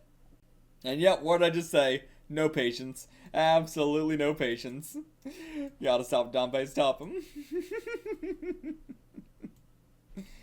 Just wait 1 week, Joe. Just 1 week. And okay. Asking them if you can take Joe, give him a talking to and everything like that. Really just gonna train him in boxing. But they're probably so fucking, done with Joe. Like, get rid of him. But alright. Plays back on. Motherfucker just pissing in front of the car. In front of the limo. Alright. Back to the play. But, meanwhile, while the play is going on, it's time for Joe to get a little bit of one-on-one training with the master. Okay, yeah. Show him what you learned. Show him. He hasn't really got to fully see it, so show him what you learned. Alright, just some shadow boxing. I thought he meant like on him, but nope, just some shadow boxing. Alright. Good teacher. We got a great teacher, though. Truly. He knows exactly how to, work Joe specifically as well. But, what? Don't tell me your correspondence course didn't do the trick. No, you're the real deal, but what? Just like, noticing it again, like, damn, you're good. But yeah, but Rikishi's the real deal, too. No, he's more than that. He's a big deal. And yeah. Both might be the real deal, but experience talks. Pro always has the advantage against an amateur. Yeah. Don't stand a chance. Oh, shit. You don't want to tell Joe that, but actually that might fire him up more to get what he needs. Maybe he's telling him that on purpose. And okay, we don't have much time, so I'll teach you, but it's going to have to be a little rough and ready. Alright. And yeah, here, I thought the point of boxing was that our fists do the talking, not our ugly mugs. Okay. So yeah, come at me like you're trying to lay me out. Now, see if you really can. Put me on the ground. Alright. As I recall, I owe you big for a certain snowy day. Time to pay you back with interest. I mean, he's probably got a lot, like, even as much as he, appreciates everything Danpei's doing for him now. There's gonna be a big part of it. It's like, you fucking put me in here for 13 months! So he's gonna come at him a bit aggressively. And yeah, he's a lot better now. Harder to dodge. But Danpei's still a pro. He's still got that experience. Oh, okay. We're literally tripping him up. Alright, yeah. Tell yourself I'm Rikishi. And don't hold back. Alright. Scary. And yeah, I haven't taught him any footwork yet. Alright. Look, Joe, this is gonna hurt a little, but trust me, no time to explain. We'll rely on muscle memory. Let your flesh and blood absorb this lesson. The Rikishi beater. What? But okay, what is this? He goes in for it. Danpei gets ready. Crack! Ah! What did he do? What was that move? And alright, the play is over. Time for Danpei and the gang to head out. But okay, hey, over there, come quick! What is it? Joe's been laid out. Alright, yeah, the kid's leaving as well. Yep. Idiot Joe's been laid out. Alright, let's see what he looks like. Oof, okay, not too bad. Like, he's not like, he's been laid out cold, but he's not bleeding super bad or anything. And yeah, of course, they're gonna blame Danpei again. Yeah, they think this is just punishment. And yeah, now Danpei's getting chewed out like, yeah, he's in custody of the prison, you can't do this! But alright, Nishi, take him himself. Joe, your guardian's hard on you, ain't he? But he probably knows it's for the best as well. And okay, yeah, she's blaming herself. I feel like this is all my fault, when the truth is, his insults didn't bother me at all. Young lady, this had nothing to do with you. It's for him and me. Guess you could say it's for tomorrow, part 3. Bum. Everybody's like, I don't know what that means. And I'm not just talking about the fight next Sunday. No, it's bigger than that. It's truly for tomorrow. For tomorrow. Oh, but no, okay, I see. Coughing up blood. Joe got him really bad too. At this rate, tomorrow can't be too far away. Damn. Got some internal bleeding into him. Yeah, the way he talks about it, as if to say, you'll never reach the glorious tomorrow you want, as long as you spend your days simply making nice and keeping up appearances. Only when your todays are filled with blood, sweat, and tears, when you have to endure being misunderstood by everyone around you, only then will you find a brighter future. Oh! Yeah, everybody hearing her say that. Like, is she, thinking of herself in this, that she's trying to find her own tomorrow, but she won't be able to find it this way, her own way? And yeah, don't take anything for granted. Alright. Yeah, but it won't make any difference. Boxing's not as simple as you think. Okay. I was just trying to help. Well then, see you in a week. Give the old fellow and those children a ride back, please. Okay. Okay, back in the Reformatory. And man, it's barely past noon. We still got the whole day left. But alright, you gonna tell Nishi about your whole boxing dream now and everything? Gonna tell him about the new plans? Aw, that's a nice look. Joe, why won't you talk to me? You were out for a whole day after I brought you in. Finally woke up and now you've been sitting in that bed for 3 days straight without saying a word. Okay, damn, it's been days since. We're not expecting that. Yeah, whatever that guy did to you, I think it rattled your brain or something. He's just been sitting there for 3 days without saying a word. The fact that Nishi still keeps coming checking in on him and everything. You're making me feel crazy too.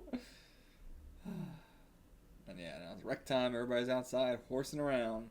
And they're playing at boxing. Hey, we can reform this whole place better than the police can. Joe's going to single-handedly reform every single one of these kids when the police haven't been able to do it for decades. Okay, so each dorm is going to allow one fighter into the brackets. Single elimination style. And yeah, of course, they all want to get chosen. But, Nishi, you've been acting meek as a mouse lately. Again. He talks! Great to hear your voice, Joe, at last! You used to be something of a fighter yourself, didn't you? Hit me? Okay, why? Okay, but I'm not gonna pull my punches either, just so you know. Gotta get some practice in. This is, yeah, don't do this. Come on. Oh, kick him right in the gut. Slap the shit out of him. Come on, Fatso. Still self-respect left in there somewhere, isn't there? Yeah, you're gonna rile him up with that. And yeah, after everything I did, sitting by your bedside, you wanna make me mad? Now I'm mad. Alright. Now these two fighting again. Yeah, I gotta get the guards coming in. Made a whole mess of this fucking place. And took him out. Thanks, Nishi. I think For Tomorrow Part 3 is starting to make sense to me. We still don't get to see exactly what happened. What is Part 3? And great, gave him a concussion. Jesus, Joe. Yeah, after he generously volunteered to take care of you while you're recovering. Come on. But he's also, I know he's trying to bring that fire back out in Nishi. I understand what he's trying to do. But this is the first thing that's like, come on. Yeah, I need more practice. It's just getting started. I need more than Nishi can offer. Yeah, he was trying to just grasping at straws. Yeah, in the end, Nishi's my friend. No matter how mad I tried to make him. So maybe not speaking for 3 days, then speaking just to insult him is what, like, the plan was. But even that didn't work. Can't get him to come at him with real burning anger. And that's the only way I'll really get a handle on what Danpei taught me in For Tomorrow Part 3. I love that he keeps saying it like that, too. Yeah, instead of feeling remorse for hurting Nishi, he's complaining about not getting enough boxing practice. Back to solitary with you. Yeah, this guy's a menace to society. But okay, then he breaks the window. Medicine comes falling out. Glass comes flying out. Yeah, something's going on in the Reformatory. You know who it is. And alright, took out the guards. I mean, yeah, these guards ain't nothing. But, every time the guards are able to get him to do anything, it's because he's not fighting back.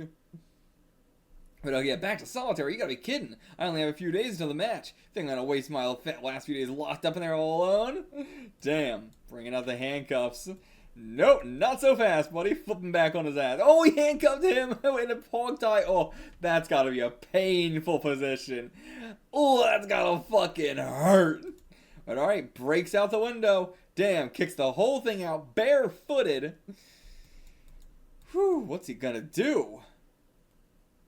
I'm not gonna fall, but I am gonna jump. Send me back to solitary. All I can practice it on is a broken bed. I'm looking for a nice live sparring partners. Yeah, so okay, he's gonna go down to everybody practicing down here. Fight them all. They all want to kill him, so we need that practice. But maybe then he'll go into, solitary after that. But alright, jumps down. How tall is this building? I don't know. It's hard to tell how tall the building was.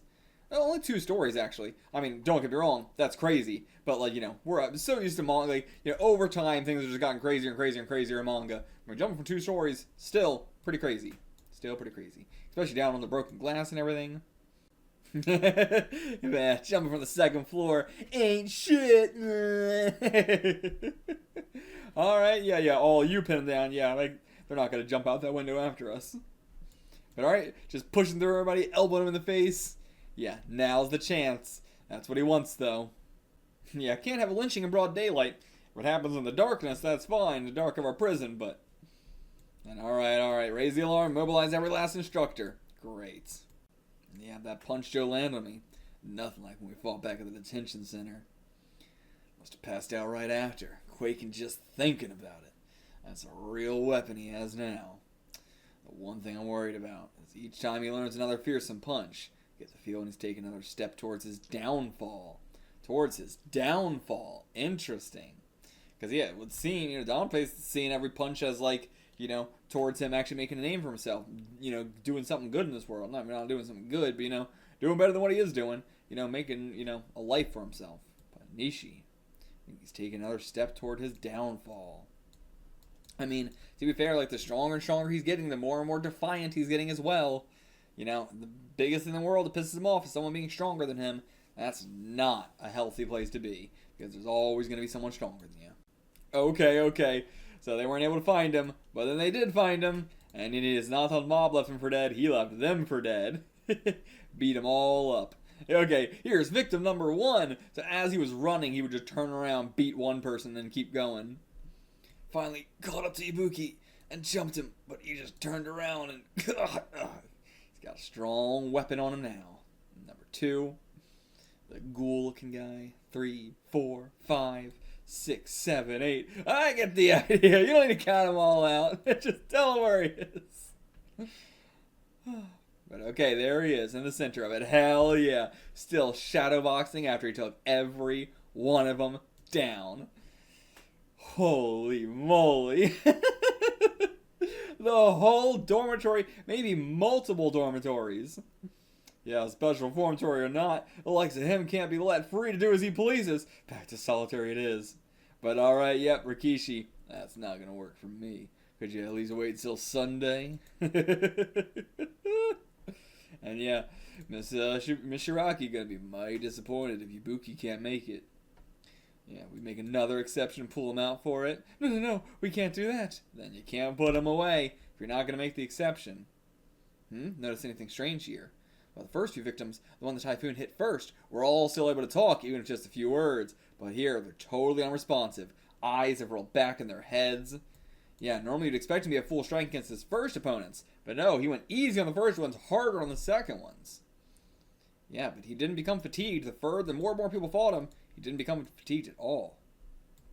He's just, the more and more the fight goes on, the more and more fired up he gets, that adrenaline starts to go. He's probably going on pure adrenaline. Rishiki, he's getting worried. Yeah, that day he was out cold, but his coach also vomited blood and passed out. Has to be it. As he's learned to control the timing of whatever it is he's doing, the damage he's meting out has increased dramatically. Okay, I didn't think of it that way, but that's a great way to put it. As he's controlling the timing, he's able to pace himself better.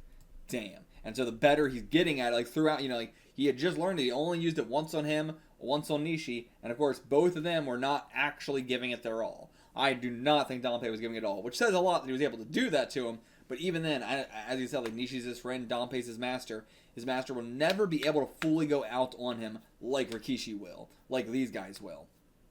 And so this is his first true training with it. And did he punch Danpei back?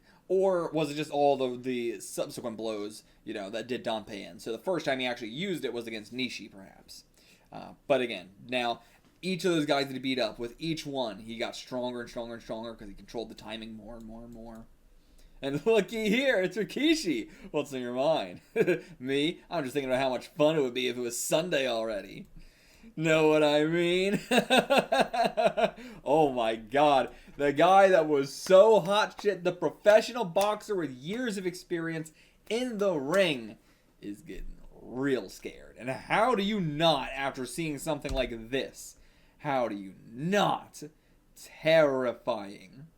And yeah, he was fine at first, but then as he realized, oh shit, by the time Sunday rolls around, he's gonna be 10 times more powerful than he was here. Yeesh, that is scary. Scary. And this guy is not going to hold back. He's not going to show any mercy. He might kill you in the ring. Horrifying. But okay, another day. Back to manual labor. Just going to increase those muscles more and more and more. And now, everybody was in full body bandages now. But what are they going to do? Yeah, you're pissed at us. So what? What you gonna do, bitch? What you gonna do? Want round 2, motherfuckers? You wanna go in again? I don't think so. Yeah, back from the dead, are ya? Well, what do you think you're looking at? Get back to work. Yeah, they do. Yeah, just you wait till Rikishi, they're gonna wipe your ass out. So you think, but Rikishi's probably going, I gotta get the fuck out of here. I gotta escape. I gotta not die. Now he's in our position. Oh, did Joe throw the shovel up at him? Alright, yeah, I thought he was annoyed, but no, just... Alright, that's my quota for the day. Well, you guys ain't finished yet? You really take your time, huh? And yeah, hey, did I hear something about crushing and smashing somebody? Good idea. I want to spar a little bit more. How about I suck you one in honor of tomorrow's big match? God, this guy, he's balding on the top of his head, and he's like, what, fucking a teenager? This place, the malnutrition in this place is just making all their hair fall out. But yeah, how about you, boss man? Not me. I'll let Rikishi handle you. But yeah, nobody, ain't nobody sparring with you. Alright, yeah. No point practicing with invalids like you anyway. 100 times more useful shadowboxing on my own to perfect the secret of For Tomorrow, Part 3. And yeah, now they're all like, hey, you think Rikishi will be okay? Like, going up against Joe, I'm not sure. And okay, he's an actual pro with a perfect record of 13 straight KOs. Okay, that's what that meant. He had a perfect record. Oh, but Nishi wants to practice with us. Okay. If I help you practice, yeah, if it'll help, I'll help you practice as much as you want. But yeah, we both know you won't fight me like I mean, and I'm better off on my own. Well, I can get serious if you really want me to. Okay, get ready, Joe. I don't know. Nishi, you about to get your head rocked again. Yeah, something quite different about him today. I wonder if, like, Rikishi went up to Nishi and was like, you know, hey, I'll give you, you know, something when I get out and go pro if you help me here. Yeah, what went down at the barn? Tell me what happened to the livestock barn. Okay, maybe Rikishi's training, actually, and that's what he saw? Yeah, Rikishi started training for your match tomorrow, and I got a bad feeling. I wonder if this could be a moment where Joe does go down. I'm really expecting him to win against Rikishi. I thought before he might lose, but more and more goes on, the more and more I'm thinking he might win. Or, sorry, he might lose. Yeah, what kind of training are we talking about? Jumping rope, maybe? A little late, if you ask me. Cattle. He's bare-knuckle fighting the most vicious bulls in the herd. Holy shit. He's fighting bulls? Okay, my God. Well, yeah. Still like cow bulls, but okay. Damn, he's just taking them out. Okay. Never mind. Those are some actual bull-ass bulls. Okay. And yeah, that Megaton Punch taking them each down one by one. We're just taking them to the vet. He KO'd 3 bulls. Whew. And yeah, now Joe getting a little quaking. Yeah, knock his ass out again. Don't talk shit if you don't want to get hit. You know where you are. Yeah, fucking tell him, Joe. Always hiding behind your friends. See what I'll do if you keep talking like that, huh? I love how American Joe feels. I mean, his name is Joe, so I imagine he's got a bit of half and half going on. But they're both egging each other on, just talking about how much they can't wait for the match. And yeah, tomorrow will decide everything. And as he's saying, your punches for tomorrow punch. So, let's see how it all shakes out. And then that tomorrow arrived. That terrible day that would decide everything. Okay, was not expecting to get here this fast, but alright. This has got to be the climax, right? I can't imagine we're going to do much more in the Special Reformatory after this. We've been building all up to this, so. My predictions, Joe will go down, and then maybe respect Rikishi and spend the rest of his time in here training, and then get out. Because it's not like, oh, you won against Rikishi, now you're out of prison. You know, so unless Shiraki decides to do something. Was it Shiraki? Yeah, Shiraki, that's correct. But yeah, maybe she'll do something somehow, but I also expect to get a big reveal from her. Those are my 3 guesses. Alright, let's build it all up. Get it all built up and ready. A bone white ring under the red hot sun. Oh, that's good. That's good. It ain't no different than us. That stage is us. Just you watch, Miss Yoko. I'll make him crawl for what he did to you. Under the scorching sun, in the corner of a field surrounded by barbed wire fence, Joe Yabuki and Toro Rikishi will meet on the white canvas to make their mark in blood. Ooh, okay, oh, that was a 2-page spread originally, I think, maybe. Maybe not. No, remember that. It looks like it should be, but no, this is just a splash page. And okay, we're pinching a tent with some medical supplies and spare equipment. Yeah, I definitely gonna need some medical attention after all this. Maybe we should have some, like, really high-quality doctors on standby if you could afford that. And alright, yep, he's gotten a lot of, he gets all the equipment. Assumingly Joe gets all the equipment too, but, you know, they're saying, like, oh, Miss Yoko donated, the gear Miss Yoko donated to you. So I guess it's just, you know, that she donated in general. I thought they were kind of implying that, like, you know, because of her special connection, but no, they just mean, like, that she donated to the whole reformatory. And yeah, she must have taken a real good gander to get it right, to get the right sizes. Even got the R for him. Damn, okay, so it is for him specifically. Unless the R is for reformatory. Not long now before I'll smell it once again. The tang of my opponent's blood soaking into the cowhide of my gloves. Alright, time to suit up, Joe. But, okay, yeah, Dompe and the kids are here too. Go Big Joe! Clang, clang, clang, clang, clang. Hell yeah, I saw you with the fucking flags. Woohoo! Okay, but yeah, Dompe, he's not looking too happy. He's looking worried. You know, I love that this feels like it can go either way. It doesn't feel like it's obviously going to go one way or another. We could definitely end this with Joe winning. We could definitely end this with Joe losing. And yeah, Joe's worried too. Just a simple hey. And yeah, we had to take a train and a bus to get here. Would it kill you to give us a big old squeeze and say you're glad we made it? It would. It would kill him. But yeah, what's this now? He's usually so hot-headed. But now, all the wind's taken out of him. And okay, Nishi's talking to Dompe, informing him.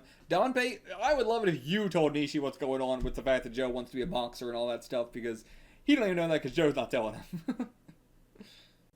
He's getting massaged up by all the boys. Oh my god. They all got their hands all over him.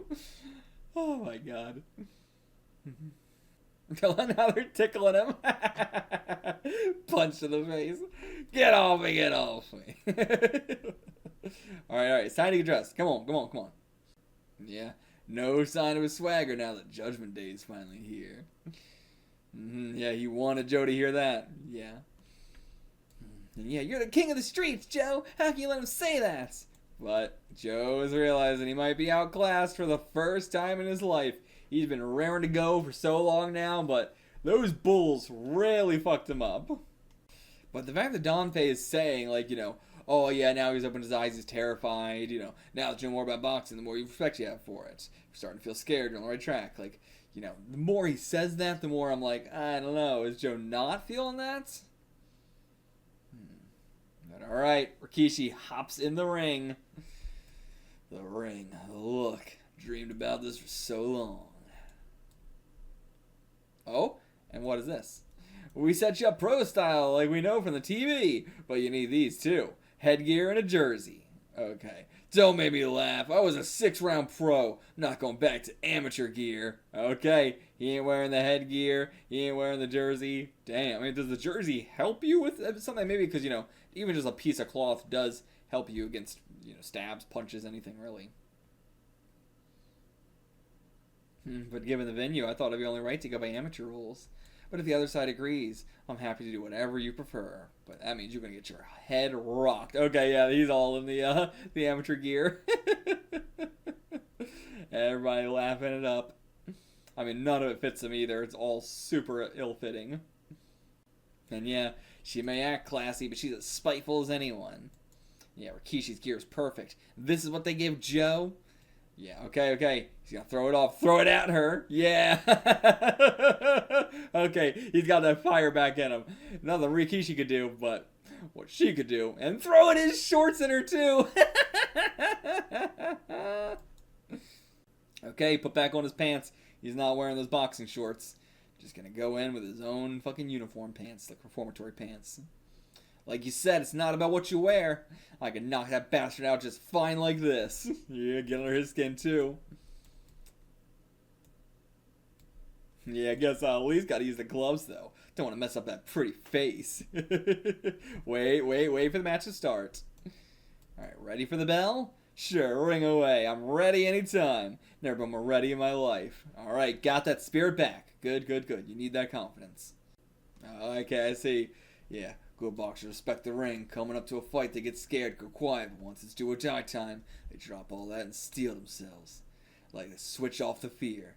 It's like a deadly sword owned to a razor's edge. They seek only blood, sweat, and victory. Seen so many great fighters over the years, Joe, and right now you're just like them. Hell yeah, okay, so that's what's going on. He did have all those nerves, but he steeled them away right at the last second. Oh, I hope Mr. Dompe Tange, a former professional boxer, who will, I hope, also guide our new boxing program here at the Reformatory. You got a job now. Oh, but that won't be possible.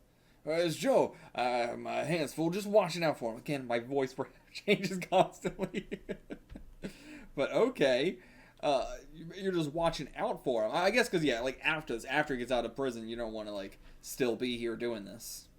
Oh, no, even for now, I see. You're like, I can't promise that a man like me wouldn't end up calling a match in Joe's favor. I see. My heart is in Joe's corner. I want to be there to feed him strategy and encourage him throughout the fight. Please, miss, keep me honest. Okay, I see. Then who's it gonna be? Maybe just her? But okay, so this guy's in the school boxing club. He's gonna be a referee. Okay. Alright. And then the two fucking Tezuka cops. Gentlemen, you'll be in charge of the bell and the clock. Okay. Boxers, to the center for your final instructions, please. And yeah, everybody, the crowd wants it to get started. The boxers want to get started. No sense for ceremony here. You know, this is all just play and pretend. Alright, never mind. Return to your corners. He's so nervous between these two. And the fact that we're doing, like, the biggest match right out the gate is crazy. We're not, like, building up to it with all the other people fighting first. Yeah, that's right. First round knockout within the first minute. 1 round, 1 minute. Oh, still obsessing over what happened yesterday. What was that? Yeah, the Bulls? Okay. Well, yeah, just that. Okay. Damn. After what Joe did yesterday with the crowd of boys, looked like a medieval painting of hell. And there was someone watching the whole time. Rikishi. Yep. Then yesterday, out of nowhere, Rikishi goes and downs 3 vicious bulls. Says it's his secret strategy to shut down the For Tomorrow approach. So yeah, I guess that's also why Joe is so worried and everything like that. Because specifically, you know, he was relying on this For Tomorrow punch so much. And now Rikishi's outright like, oh, I found a way to counter it. Yo. Yeah, I mean, if Rikishi can take out a bull in 1 single hit, knock it unconscious, imagine what he can do to us with his Megaton punch. Rikishi practiced on the bulls after seeing Joe train. Huh, why is, like, you know, I mean, like, we already established, assumingly, you know, that he's, like, canceling out the move. Is that what you're getting at? Nope. We're in for a bloody Sunday. It's gonna be an awful fight. Sure, boxing is a brutal sport, but this will be an absolute bloodbath. Just because, like, you know, I think he's still just talking about the counter. That he's, the fact that he's going to be able to counter it. But okay, wait, hold the bell. Just need to talk to the ref for a minute, okay? Just like, you know, if it gets too bad, call it, right? What are you doing, you one-eyed chode?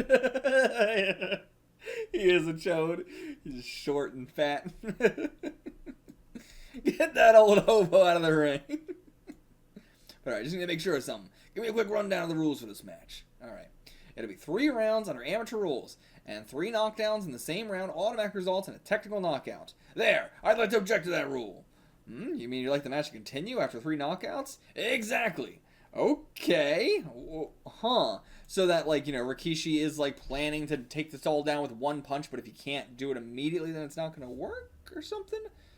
I'm not sure. But, make them fight until one or the other goes down for the count. Okay, because Joe will keep getting back up. No matter what, you're going to keep getting back up. And yeah, the 3 knockdown rule is, you know, to safeguard lives so they don't die. But yeah, but we won't be a stickler for the rules. This whole match is illegal. Yeah, that's true.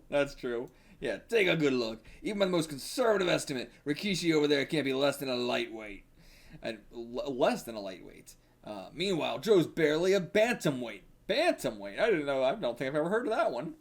But also, he wasn't a welterweight before. I'm not sure where is welterweight above or below lightweight. I'm not sure. But yeah, can't do a match between 2 different people of different weights, so it's already illegal. Damn, this is the fucking thing we have set up. Good God. He's just whistling Dixie over there. He don't care what the outcome is. Surprised. I thought he'd be worrying, you know, like, you know, if this is going against his plan, you'd think he'd be a little bit worried. Alright, that's a good way to frame it. So yeah, in exchange for accepting the obvious weight disadvantage, we're asking for unlimited knockdowns. Okay, that's how we're, yeah. Give us a little bit of leeway because we're accepting your thing, so accept our thing. And yeah, he's talking about, oh, it's going to be a bloodbath, it's going to be a bloodbath. You'd think you want to stop it after 1 knockdown. But, and yeah, exactly. Like, you know, this could be murder. Like, what a rule to accept. Like, you can't just be like, okay, I guess we'll accept that rule. It's murder. That lousy referee, you trying to say I'd let that Rikishi beat me to death? Yeah, you don't want to get involved with them. Looks like the old fellow took a few too many punches when he was younger. So what you're saying is you think your guy can knock me down 3, 4, 5 times if I got that right. Okay, we're accepting. Unlimited knockdowns it is. Okay. Good for us. Somehow. I'm not sure. Alright, sure thing. One more condition. No more dilly-dallying. Delay too long and I start to lose interest. Yeah, thanks, old man. Never knew you had so much confidence in me. I don't know. And yeah, speaking of that secret punch, really think I can knock him down over and over again just like that? Don't be naive, Joe. The one getting knocked down over and over again will be you. But you're going to keep getting up. That's why he implemented those rules. It's going to be a bloodbath, but you'll keep getting back up. To earn that punch, you're going to need to make a sacrifice. Rivers of blood and endless knockdowns. Okay. Yeah, I mean, also, it's a good way for him to train. The longer we can make this go on, the more Joe can train. And get also Rikishi's punches beat into him. Muscle memory the other way around. And okay, Danpei straight up like, yeah, you're gonna lose, Joe. But yeah, tell me why then. Why? Because of the training Rikishi did with those Raging Bulls. Time, Joe. Open your mouth. Okay, mouth guard. Yep, going in. Okay. It's okay. When would the bell... Oh, I see the bell was rung right there. Oh boy. Right to the face. Right into the ropes. Boom. Just gonna use him like a fucking, a punching bag. And alright, yeah, that was 1 round, under a minute. Down already. Yeah, apologies for the rush. So that I only gave myself 1 minute. Damn, but okay. You got up before the 10 count. Rivers of blood, endless knockdowns. That's some unlucky crap you put in my head, Danpei. Look at me. Alright, out of the way, bud. We're back up. We're in it again. And yeah, those knees are wobbling again. Ooh, right to the gut. Straight to the chin. Out again. Neutral corner. Don't need to tell me. And Rikishi, you still got a whole 40 seconds left to KO him. No need to rush. But yeah, same goes for you. We don't even know if he's getting back up. But no, he is. Keep talking. You really think you have me beat? 35 seconds left. Can you KO in under a minute? I thought it was just getting him down, but no, he did say knockout. Oh yeah, big wobbling. And he's still super worried, because he doesn't want to look like a chump that he wasn't able to get him out in under a minute. Because that's our victory, just being able to last more than a minute. When I told you that you'd lose, I never had time to explain what I meant. Once a boxer's in the ring, he's as alone as a man can be. Let the screaming of your flesh and blood guide you, Joe. Keep fighting until you're spitting blood and can't take another step. Because the outcome of this first fight will determine your destiny. It's a fork in the road to tomorrow. What did you mean by, that you'd lose? I never had time to explain what that meant. It's just you're gonna lose, but... get as much as you can out of this. Squeeze as much experience as you can out. A different class? I don't think so. Just because I went down a couple times. Right to the kisser. Ooh. Two more. And down again. Ooh. 3rd time's the charm. It's no good. Makes sense. He's a former pro. Can't even find an opening. Alright, change of plan. Just need to make it 1 minute. Long enough to outlast his prediction. Yep. Make him look like a fool. That'll give me an advantage going into the rest of the match. That's my Joe. 15 seconds left. Can you do it? Now he's sweating. He's got this time limit. He's got to make his promise true. Make him look like a fool. Here goes. The best plan I can think of. Run around and avoid him. Make him look like a fool for sure. Woo! Stunning him. Never seen that in boxing. 10 seconds. Whoop! Oopsie daisy. Can't catch me. Run out the clock, man. Run out the clock. Whatever you do, don't let him pull off his plan. Come on, this way. Over here. Yeah, they're thinking we're pathetic, but doesn't matter. No matter how much they try and insult us, there's going to be parts of them in the back of the brain that's thinking, oh, Rikishi couldn't do it. He couldn't do it. Oh, making her laugh. And now he's getting distracted. His girl laughing at us instead. 6 seconds. 6 whole seconds. Go ahead. Come and get me. 5 seconds. 4. Okay, he's going. Ooh, shake those hips, baby. Oh, no you don't. Oh, no, no, he's been tracking us. He's tracking us. Yeah, he got good. Yeah, the shaking the hips because his footwork's coming into play. Faster than he looks. He's zeroing in on us. Can't run away. Boom, boom, boom. But there was only a few seconds left. Did you manage to do it in under a minute? Okay, that rattled our head. Might be unconscious now. Might be KO'd. Okay, 1 minute flat on the dot. On the dot. Glances over at her. Gives him a big old smile. Come on, Joe. Come on. 5, 6. Give me a break. Okay, he's not knocked out. It's not a KO till I'm down for 10. And don't get up. 9. Oh, he's grabbing onto him. Stop the count. Look at me. I'm up. And he's holding on to him. Didn't do it. Not in under a minute. Fight! Your prediction bounced like a bad check. You're a liar, a fraud, and a cut-rate Muhammad Ali wannabe. How long you gonna stand there with your mouth hanging open? Come and get me. Damn. And yeah, now Yoko, he's invincible. Wow, we are winning her over on our side. Holy shit. And yeah, when I'm done with him, he'll never get up again. He wants to kill us in the ring. But yeah, I'm not here to be your punching bag. Alright. I think Joe's not making it, but, you know, it's a certain, like, you know, it's unlimited knockouts, so even if we get knocked out, rounds keep going, so I'm not sure when it exactly ends.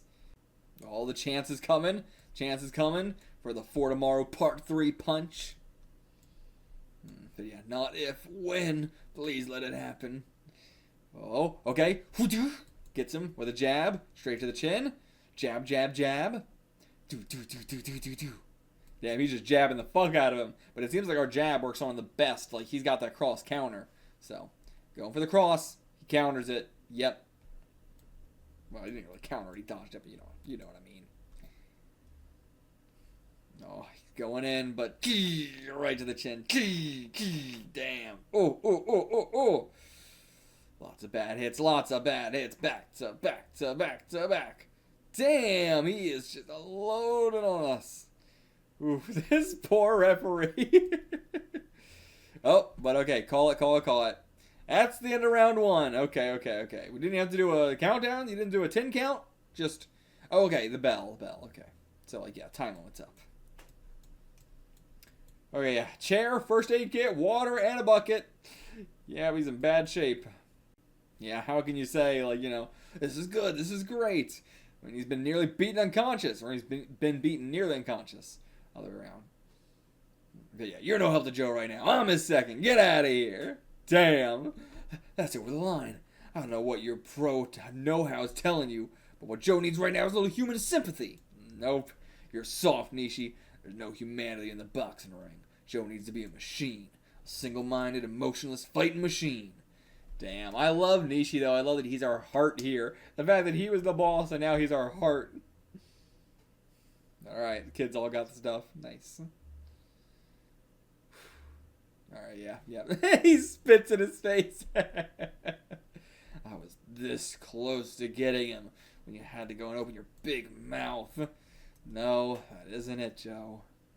And yeah, you want 1,001 chance of winning, you're going to have to get knocked down a hell of a lot more. Wear 'em out. Then and only then will the road to victory open up for you, when you've been down more times than you can count.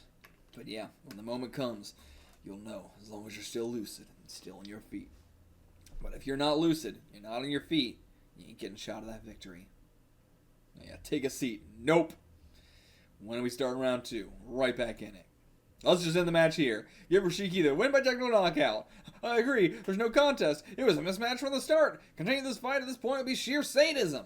Sadism? I don't think so. My grandfather Minosuke Shiraki always says that he owes his success in business to boxing. To the determination he learned in his youth, getting knocked down again and again and picking himself back up every time. Okay, so actually, it seems like I'm wrong. Doesn't seem like she's, upset with her father in any way. Yeah, Joe's still thinking about winning. Which calls and him to sweat. But okay, yeah, don't take it to him. Hang back, let him hit you any way he likes. I already said I'm not a punching bag. Whose second are you anyway? Beating up his own second. But come on, Joe, take his advice. I think it's going to have to, go at least another round until he takes his advice. And yeah, true. Now that my KO predictions already missed the mark, I'm in no hurry whatsoever. I'll take my time and enjoy beating you to a pulp. 2 more rounds means we have 6 whole minutes. Got plenty of time. Joe, make him come to you. But nope. Back up on his feet, though. Ooh. Damn, this is painful to watch. Yeah, nobody can watch. He ain't gonna be lucid for very long if he's keeping this up. Damn. Great panels, though. Great action panels. Whew.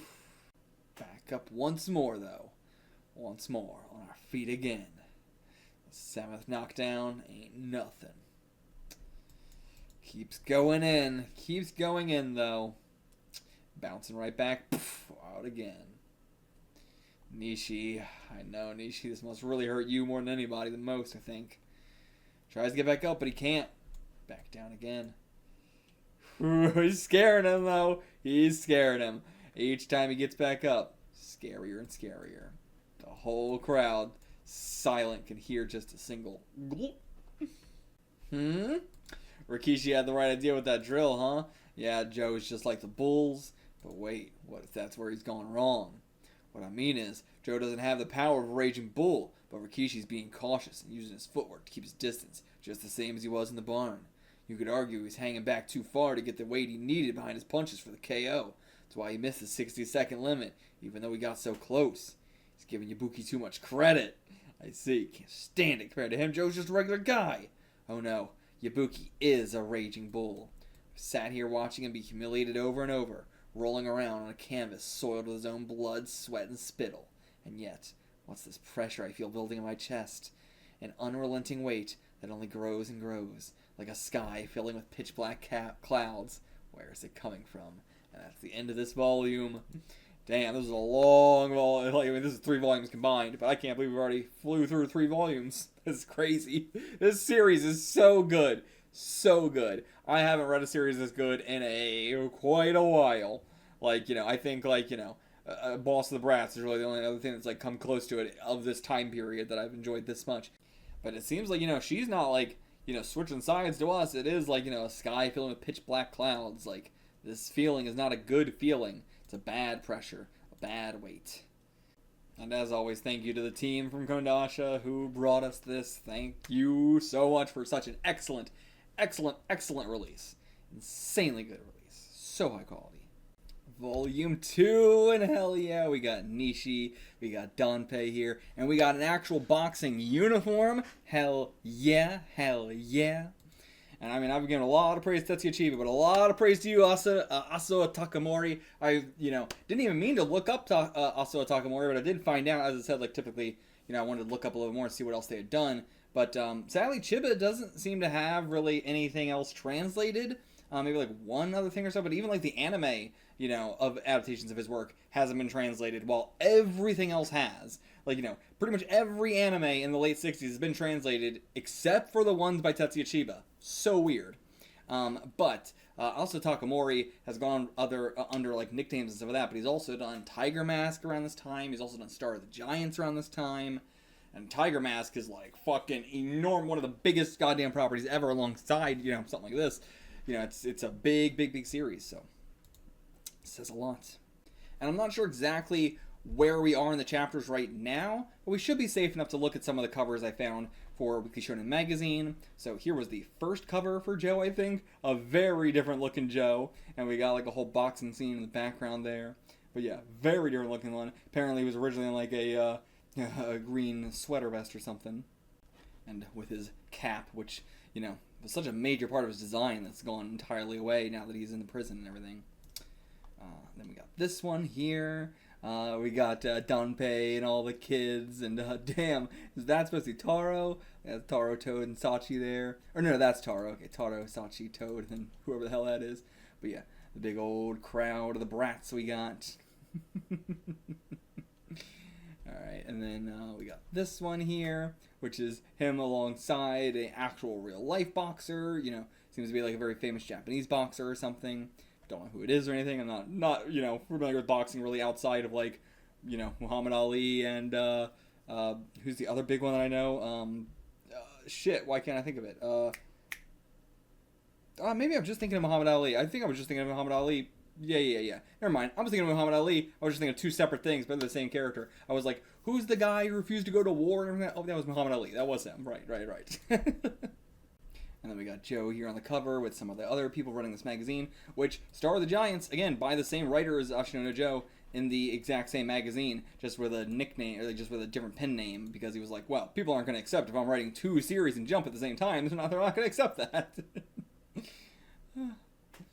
But yeah, and then in this, he's got like, you know, a red sweater and his big overcoat. And then we got this one here, which is just him doing some boxing training and stuff. Just this must have been when he was actually inside the special reformatory, maybe even when he was in solitary confinement. But that's as far as we'll look for right now. Actually, I did find this one as well real quick, but after this one, there's a long stretch of, like, you know, no covers, so I'm not going to look too far ahead or anything like that. But okay, so Rikishi's already here on this cover, so yeah, and Nishi's here as well. So yeah, definitely a good idea to end it here and not look too much farther here. What the hell was going up in the lineup of fucking Weekly Shonen magazine at this time? What the fuck is this lineup? This looks terrible. 4 of these characters are just from one series, so, but everyone else looks like they're from different series, but I don't know, maybe that's not the case. I don't know, but either way. And okay, here's the first volume cover, which is really interesting because that definitely looks like Rikishi or something. I don't know who else it would be if it's not Rikishi, but how the hell did he make it into volume 1? That seems like you know, that's got to be impossible that we got him in volume 1? Or did they just put him on the cover of volume 1 even though we didn't even get to him yet? But he's in his, like, special, you know, reformatory school, you know, outfit and everything like that. So, I mean, he might just be in the original jail outfit or something, but I don't know. That seems crazy that we got him on the cover for volume 1. So yeah, volume 1 ends right at the end of the Nishi fight. It ends right there at the end of it. Right when he's, like, being put into solitary confinement. So, well, not being put into solitary confinement and everything, but yeah, so right there, so yeah, okay, just like put him on the volume cover way ahead of time. Really curious choice, because then I can see he's not here on volume 2 or 3 either. You know, this is just Joe, and then just Joe again. And man, these volume covers, terrible. They suck. I like the color in them a lot, but man, these suck. These look like shit. And this was our volume cover for this time. Again, nothing to say. Boring as all hell. Ooh, okay, and our inside cover for our omnibus volume here is him holding that glove. And he looks all better now, and looks like maybe other people are boxing or something, or maybe this is an image they just overlapped over that one or something, I'm not sure, but, and ooh, okay, ooh, new character there, but great color images for everybody here. I appreciate these high quality releases, because then I can use a lot of these color images for the actual, you know, thumbnails and stuff, but ooh, I love that shading on him, completely taking out all his color. Okay, oh, this looks so interesting. But yeah, who is that actually? Maybe is that gonna be Joe? Because he's got Joe's nose, but just a tiny bit longer. But no, his eyes. No, I don't think it's Joe. But it's maybe somebody like it's definitely not gonna be an opponent or anything, right? He's so small. And yeah, Rikishi. Okay, here's Rikishi from that original volume cover. So he must have like drawn this big image for him, but you know, never actually got to like use the full thing. I mean, it's mostly all like white and everything like that, but. And all the other boys, damn, his color looks so good. His coloring is pristine. I love the shading. I mean, especially for the 60s, it's incredible. Oh my god, that's becoming my phone wallpaper. That's my new phone wallpaper. Holy shit. God damn, that's gorgeous. The lighting is incredible. Oh my god, look at that fucking penciling work. Holy shit. This feels like it would take weeks to make. Whew, the coloring, the pencils, the lighting, everything is impeccable. Holy shit, that's good. Whew, these color images are fantastic. Big oversized coat here. Got it all wrapped up. Alright, back to the match. Back to the match. Boom, boom, boom, boom, boom, boom, boom. Right back into the heat of it. Ooh, slumped over the edge. Right in front of the judges' table. It's like the Phantom of the Opera. Is it? I don't know. I guess I haven't seen the Phantom of the Opera like a long time ago. I don't remember what the connection is here. And spits out his mouthpiece right in front of the table. Yeah, makes her get up. Whoa, walks away. Where the hell do you think you're going? You can't just run away from a burning building you set on fire yourself. Hear me, princess? Digging in deep. Keep those pretty little peepers peeled. And watch to the end. You're the ringleader of this little circus. It's your job to stick it out the whole way. Just knowing little princess is watching puts a little extra something behind those punches, doesn't it, Gramps? Why don't you come at me again? I mean, okay, I'm glad he's learning his lesson, though. I'm glad he's learning his lesson. Don't go after him. Let him come to you. Oh, but he's lost his vision. He's lost his vision. Ooh, right into the rings. Alright, gonna put an end to this? So you say. Oh, Joe, don't turn around. Stay where you are. He won't attack you from behind. It's against the rules. Nope, face him. Dead on. Dead on might be right indeed. Oh, but he bounced back. Okay, no. Ooh. There it is. Oh, no, there it is. Joe's For Tomorrow Part 3 punch. He found that opening. Ooh. Hell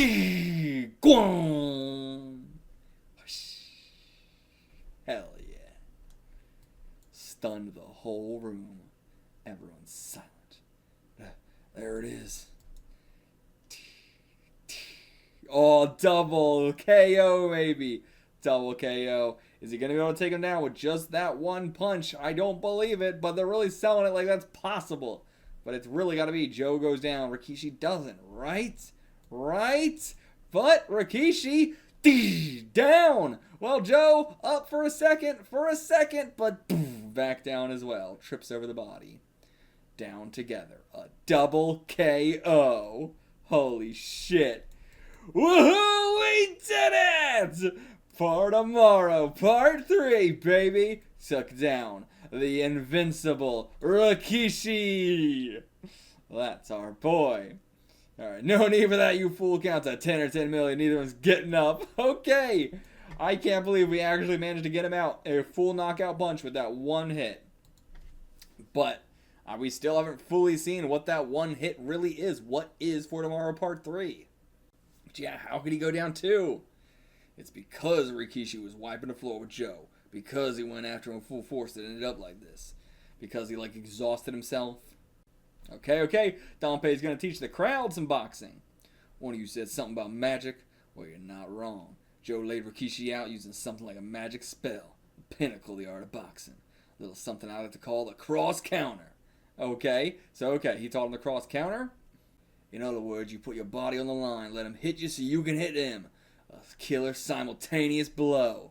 Okay, so once they're coming in with everything they got, that's when they're open, and that's when you can cross as well. Your arms cross, your blows land at the exact same time. By striking your opponent when he's at full steam, any counter adds his momentum to the force of your own punch, doubling its power. Because he comes in so strong. If you're coming in that strong, you're adding double weight to it.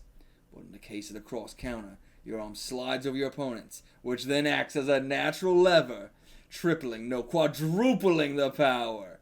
Okay, that's what it was. It easily guides right on target. Hit even harder. Just thinking about the force of that fearsome blow gives me chills. And Joe used the spring of the ropes as well. Okay, that's what that was.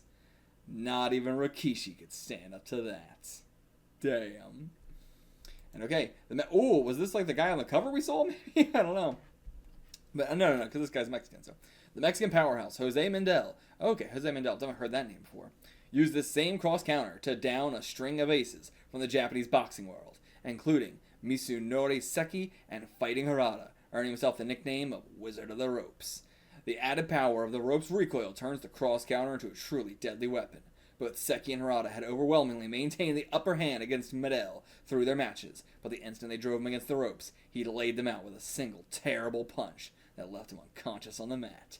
Okay, I love that this actually has like a real world example as well. That sells it a lot more, you know, because it might be hard to buy, but there's so much shit in the real world that's hard to buy as well. You know, you gotta hit him with that real world example.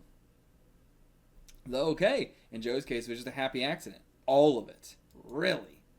So, okay, that's what Danpei was worried about. Yeah, that he saw our move, he saw the cross counter, so he knows not to, you know, fall victim to it. Yeah, so he came up with a new strategy. Instead of going after Joe, he would wait for Joe to come to him, dodge his attacks, and when the boy was off balance, he would strike. But once Joe, at the last bit, was finally like, come to me, that's when we were able to do it. Just before the match, Nishi told me that Rikishi had started training against the Bulls after he saw Joe practicing his cross counter, and that was enough to set me shivering. Even the dreaded cross counter is useless against an opponent that won't come after you, and if Rikishi was able to dodge those Bulls' charges, he'd have no problem leading an amateur like Joe around by the nose. That's what it was. But yeah. So then, hardened my heart, asked the ref to allow unlimited knockdowns.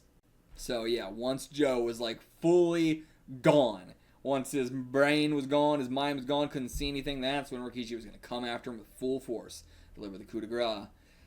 But it worked out. It worked out. Yeah, he staked everything on that one moment, and we won. Yeah, I mean, didn't quite win, near enough anyway. But that's true. Seeing as a rank amateur fought a pro with championship prospects to a draw. Yeah, like that's crazy. That I think we can count as a win.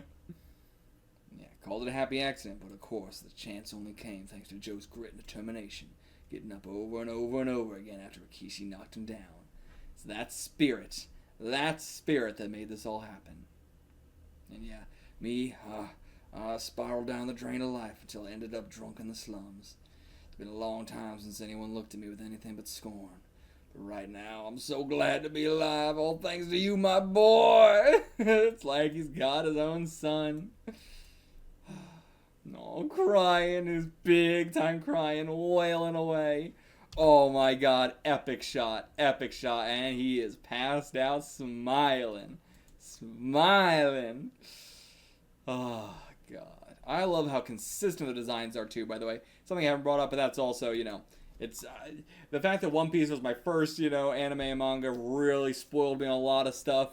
You know, reading every other manga in existence, there's no consistent background characters, and that's always so upsetting to me. But, so, of course, I still take it for granted sometimes, but I gotta not take it for granted. I love that all our background guys have such consistent designs. You know, not just the named characters, but even all the unnamed characters. Very consistent designs. And yeah, bring Rikishi along too. Bring him gently. Don't hurt him any more than he already has been. And yeah, fucking Danpei is able to just carry Joe in his arms. They need 6 people to carry this guy. I know, one because he's bigger, but also just because they're all, you know, smaller. Okay, damn. We'll lay him down under this tree. Okay, we're just going to let him get some fresh air. Oh, I like the way this panel's broken up. That's cool. But yeah, breathing's going back to normal. Okay, got some color in their faces. They'll wake up soon. The fact that we're just laying them out in the grass under a big tree. Crazy. The fact the guards are allowed. I love that we've gone so far. It's hard to remember we're in a special reformatory maximum security prison. I mean, also, like, Nishi was hyping up this place so much. As, like, this place is so much worse than you can imagine. So much worse than the last place. The last place seemed so much worse. So much worse. Like, the torture they gave us, we never got an example as to how this place's torture was worse. I kept being like, they're gonna have to show me. They never showed me. Like, you know, the pigsty thing was like, you know, that was like the only thing we really got to see of like what a typical, you know, sort of torture style thing is. And that was nothing. So, like, compared to the other place, I mean, like, you know, it could kill you, but so could the paratrooping. And Chachi's even telling the bugs to be quiet. Oh, okay, the guards want to talk. Alright. Well, the plan was to conduct an inter-dormitory tournament now, but after this bloody spectacle we all just witnessed, I'm not sure the boys are going to have the nerve. Thinks perhaps we should leave it at that for today. Yeah, probably for the best. And oh, take a look at the ring. I don't think you need to be concerned. No, they're all jumping back in there. It's my turn, it's my turn, it's my turn, it's my turn. Yeah. Aww. This guy really wants to be a part of it too. Everybody's clamoring to get in there, but they're all like, no, fuck you, idiot. Not you. Not you. Feeble little twerp like you ought to be trembling at ringside. Come on, meanies. Oh, I wonder if this is the guy we saw on the color page. Maybe, like, you know, he'll have to, like, he'll be the one person who went over to Joe's side first, and we slowly start winning over more and more people. But come on, boxing isn't about looking tough. It's not a brawl. It's a sport. You gotta let me do it, too. Oh, but yeah, we're kind of teaching them the wrong way to do it, but... Okay, Aoyama is that guy's name. Write it down. And yeah, of course they're moved. You're surprised they're moved? They're inspired? Come on. Yeah, that unbelievable match. 2 men battling it out. Joe going down over and over and getting back up every single time. Covered in blood. That fierce, furious cross-counter went straight to their hearts. Not to mention the brilliant strategy that went into their battle. The theory and technique lurking behind the bloodbath. Exactly. Dampé, you did a big job there. Like, you helped out so much in making this something they want to do. And something where, hopefully, they'll respect it a little bit more going forward. But not, of course, right now in this exact moment. But yeah, boxing isn't just about strength. Some kind of overpowering instinct is driving those boys, feeling that any of them could do it. If they got up ahead of steam, they got up ahead of steam. Never heard that saying. But okay, and Shiraki's not taking charge of it anymore. It's no longer my tournament. It wasn't me that drove everyone in such a frenzy of excitement. It was Rikishi and Ibuki battling to the bitter end, just as Nishi said. It was the sacrifice of their blood and sweat, the heart-rending display of knockdown after knockdown. I still don't have such a read on you. You're such a the fact that we're 4 volumes into the series and I don't have a good read on you yet. Okay. Order's been decided. The referee's been chosen. And the tournament's about to begin. Okay. Hey, Nishi's gonna be the referee. What do you mean? The order's been decided. The referee's been chosen. The referee's been chosen. Nishi's standing right here. How did they decide that? I guess they were just shouting from inside, just, Nishi's gonna be our referee! How much of this are we gonna see, too? Is this another arc, or like, what are we doing? I don't know. I don't know to end the video, or just keep going, or like, I don't know. Honestly, it is probably really smart having Nishi here for the referee, as he's saying, like, if you don't listen to what I say, I'll drag you out myself. Having a big, strong guy as the referee for a situation like this, where, the guards ain't gonna do shit, honestly, and they're not gonna want to either way. So, it's better to have it be, one of the actual prisoners themselves. So, this works out very, very well. And again, this ring, we're not like, it really feels like we should be trying to do some weight class things here. Like Joe and Rikishi was its own thing, but now we should try and do some weight classes. But nope, still not doing weight classes at all. And yep, Aoyama's in the ring. That's him. Okay, I'm surprised we're getting straight into this with the kid already, but... Okay, we got the ghoul in charge of the bell. We got the main guy here of the dorm in charge of the time. Alright, ding, ding, ding, ding, ding. Let's see it. Okay, Arai is the other guy. I'm on it. Just give me a sec. I want to do like Rikishi did. What do you mean specifically? Damn, I can't stick out my finger with the glove on. Oh my god. Oh, okay. Anyway, just pretend I'm sticking my pointer finger all cool like to the sky. I thought he was trying to like jam his finger into his IDEO style or something, but yeah, okay. 1 round. No, 1 minute. No, 1 second. Wanted to be, hey, it's good that Rikishi, as we said, like, even if, like everybody understands that Joe is the more pathetic one there, that, it's gonna seep in and they're gonna be like, well, Rikishi didn't manage to do it in under a minute. Doesn't seem like it affected them at all, actually. Doesn't seem like they cared at all. I really thought that was gonna demoralize them and, make a little, it would slowly, maybe still slowly, we'll cede that idea that Rikishi isn't super hot shit. But, I don't know. Seems like it's not gonna be an issue. They don't care. But alright, he's gonna take it Aoyama in 1 second. Alright, yeah, they already rang the bell. It's already been 1 second. But alright. Oh, damn! And he just goes straight at him. Right! Boom! Whoa! Knocks him out on his butt. Damn. Alright, into the neutral corner. How the hell did he do that? I knocked him down with my fist. But yeah, gets up on the 2 count. And he's still counting it. Why is he still counting? I guess you have to be like, no hands on the mat. Both feet planted flat, no hands on the mat. I guess that's got to be rules. Get that rosin off your gloves. What's rosin? Okay, so rosin is just a specific kind of resin. You know, it's like with a lot of martial arts, you use resin to just like, you know, prevent. I don't know exactly what it's doing. You know, it's the same thing where you like put chalk in your hands and stuff like that before climbing a rope. It's just stuff like that to prevent friction, I suppose. Prevent like unnecessary, you know, injury. And yeah, now they're all rooting for Aoyama, not Arai. Instantly all switched around. Oh, he did. He's punched him in the face though. Yeah, just listen to him go in there. Inspired by the both of you. You're getting these boys into shape, honestly. Both mentally, physically, everything. Societally, maybe. We'll see. See about that one. But alright, they just wailing on each other in there. These two are actually, you know, pretty good match, surprisingly. But now he's just running away. I'm not running away. I'm just doing what Joe did. They're just mimicking Joe Rikishi. Oh, it's so cute. But okay, yeah, protecting his head with the boxing gloves, just bouncing off the gloves. Now, he's worn himself out. Well, had enough. The gloves are so damn heavy. Yeah, that's something you cannot imagine is how heavy boxing gloves are. It'll wear you out. You think, like, jabbing with your right hand's gonna wear you out like I talked earlier? Try doing that with a boxing glove, too. Woo! Alright, he's got black eye and everything. Looking tired over there. Swing. Yep, oopsie. Wore him out again. But okay, and cross counter! Got him. Damn. He got him with an amateur cross counter too. He hasn't been training this at all. But still, just seen it once. This kid might be a pretty natural just like Joe. Yeah, it may not be up to Joe's standard, but I think I got the basic hang of the counter. It seems like it, surprisingly. You learned it that fast. Oh my god, and now's my chance to finish him off and get payback for all the bullying! No, hey, not during the ring. Not in the ring.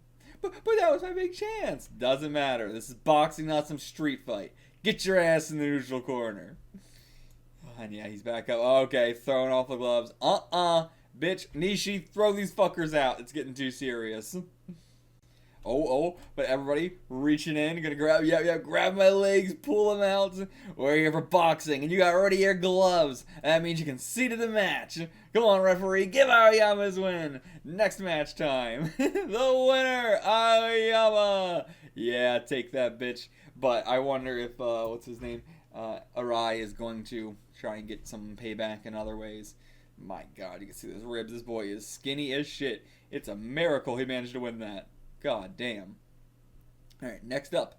Kawamoto from Dorm 7 versus Toy from Dorm 3. I'm not sure if I'd write down these names, but we'll see. If they pop back up, maybe.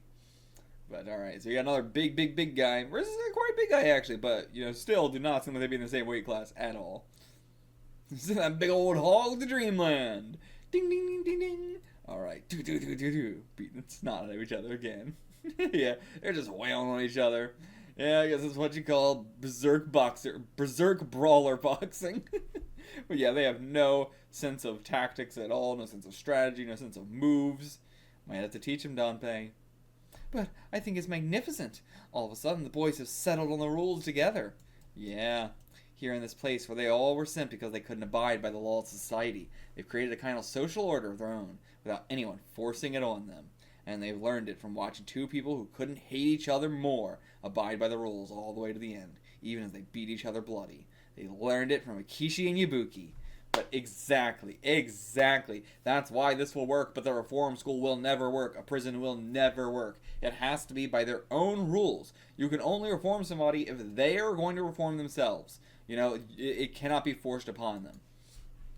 And again, as she says, seeing these two people who hate each other more than anything in the world abide by these rules till the end, even as they beat each other bloody. Yeah, seeing it here, like, no, I'm not going to wear my gloves. No, out of the ring. We're not having that.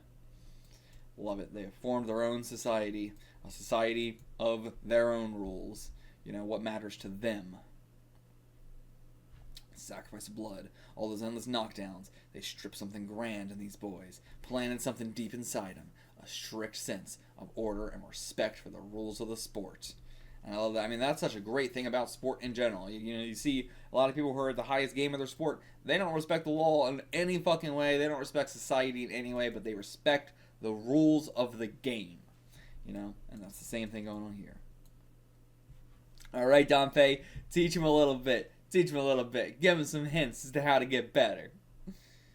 Yeah, you hold those gloves tight, they're not going to be moving around. If they're loose on your hands, then with each movement, the glove's going to move a little bit, and that is going to wear you out.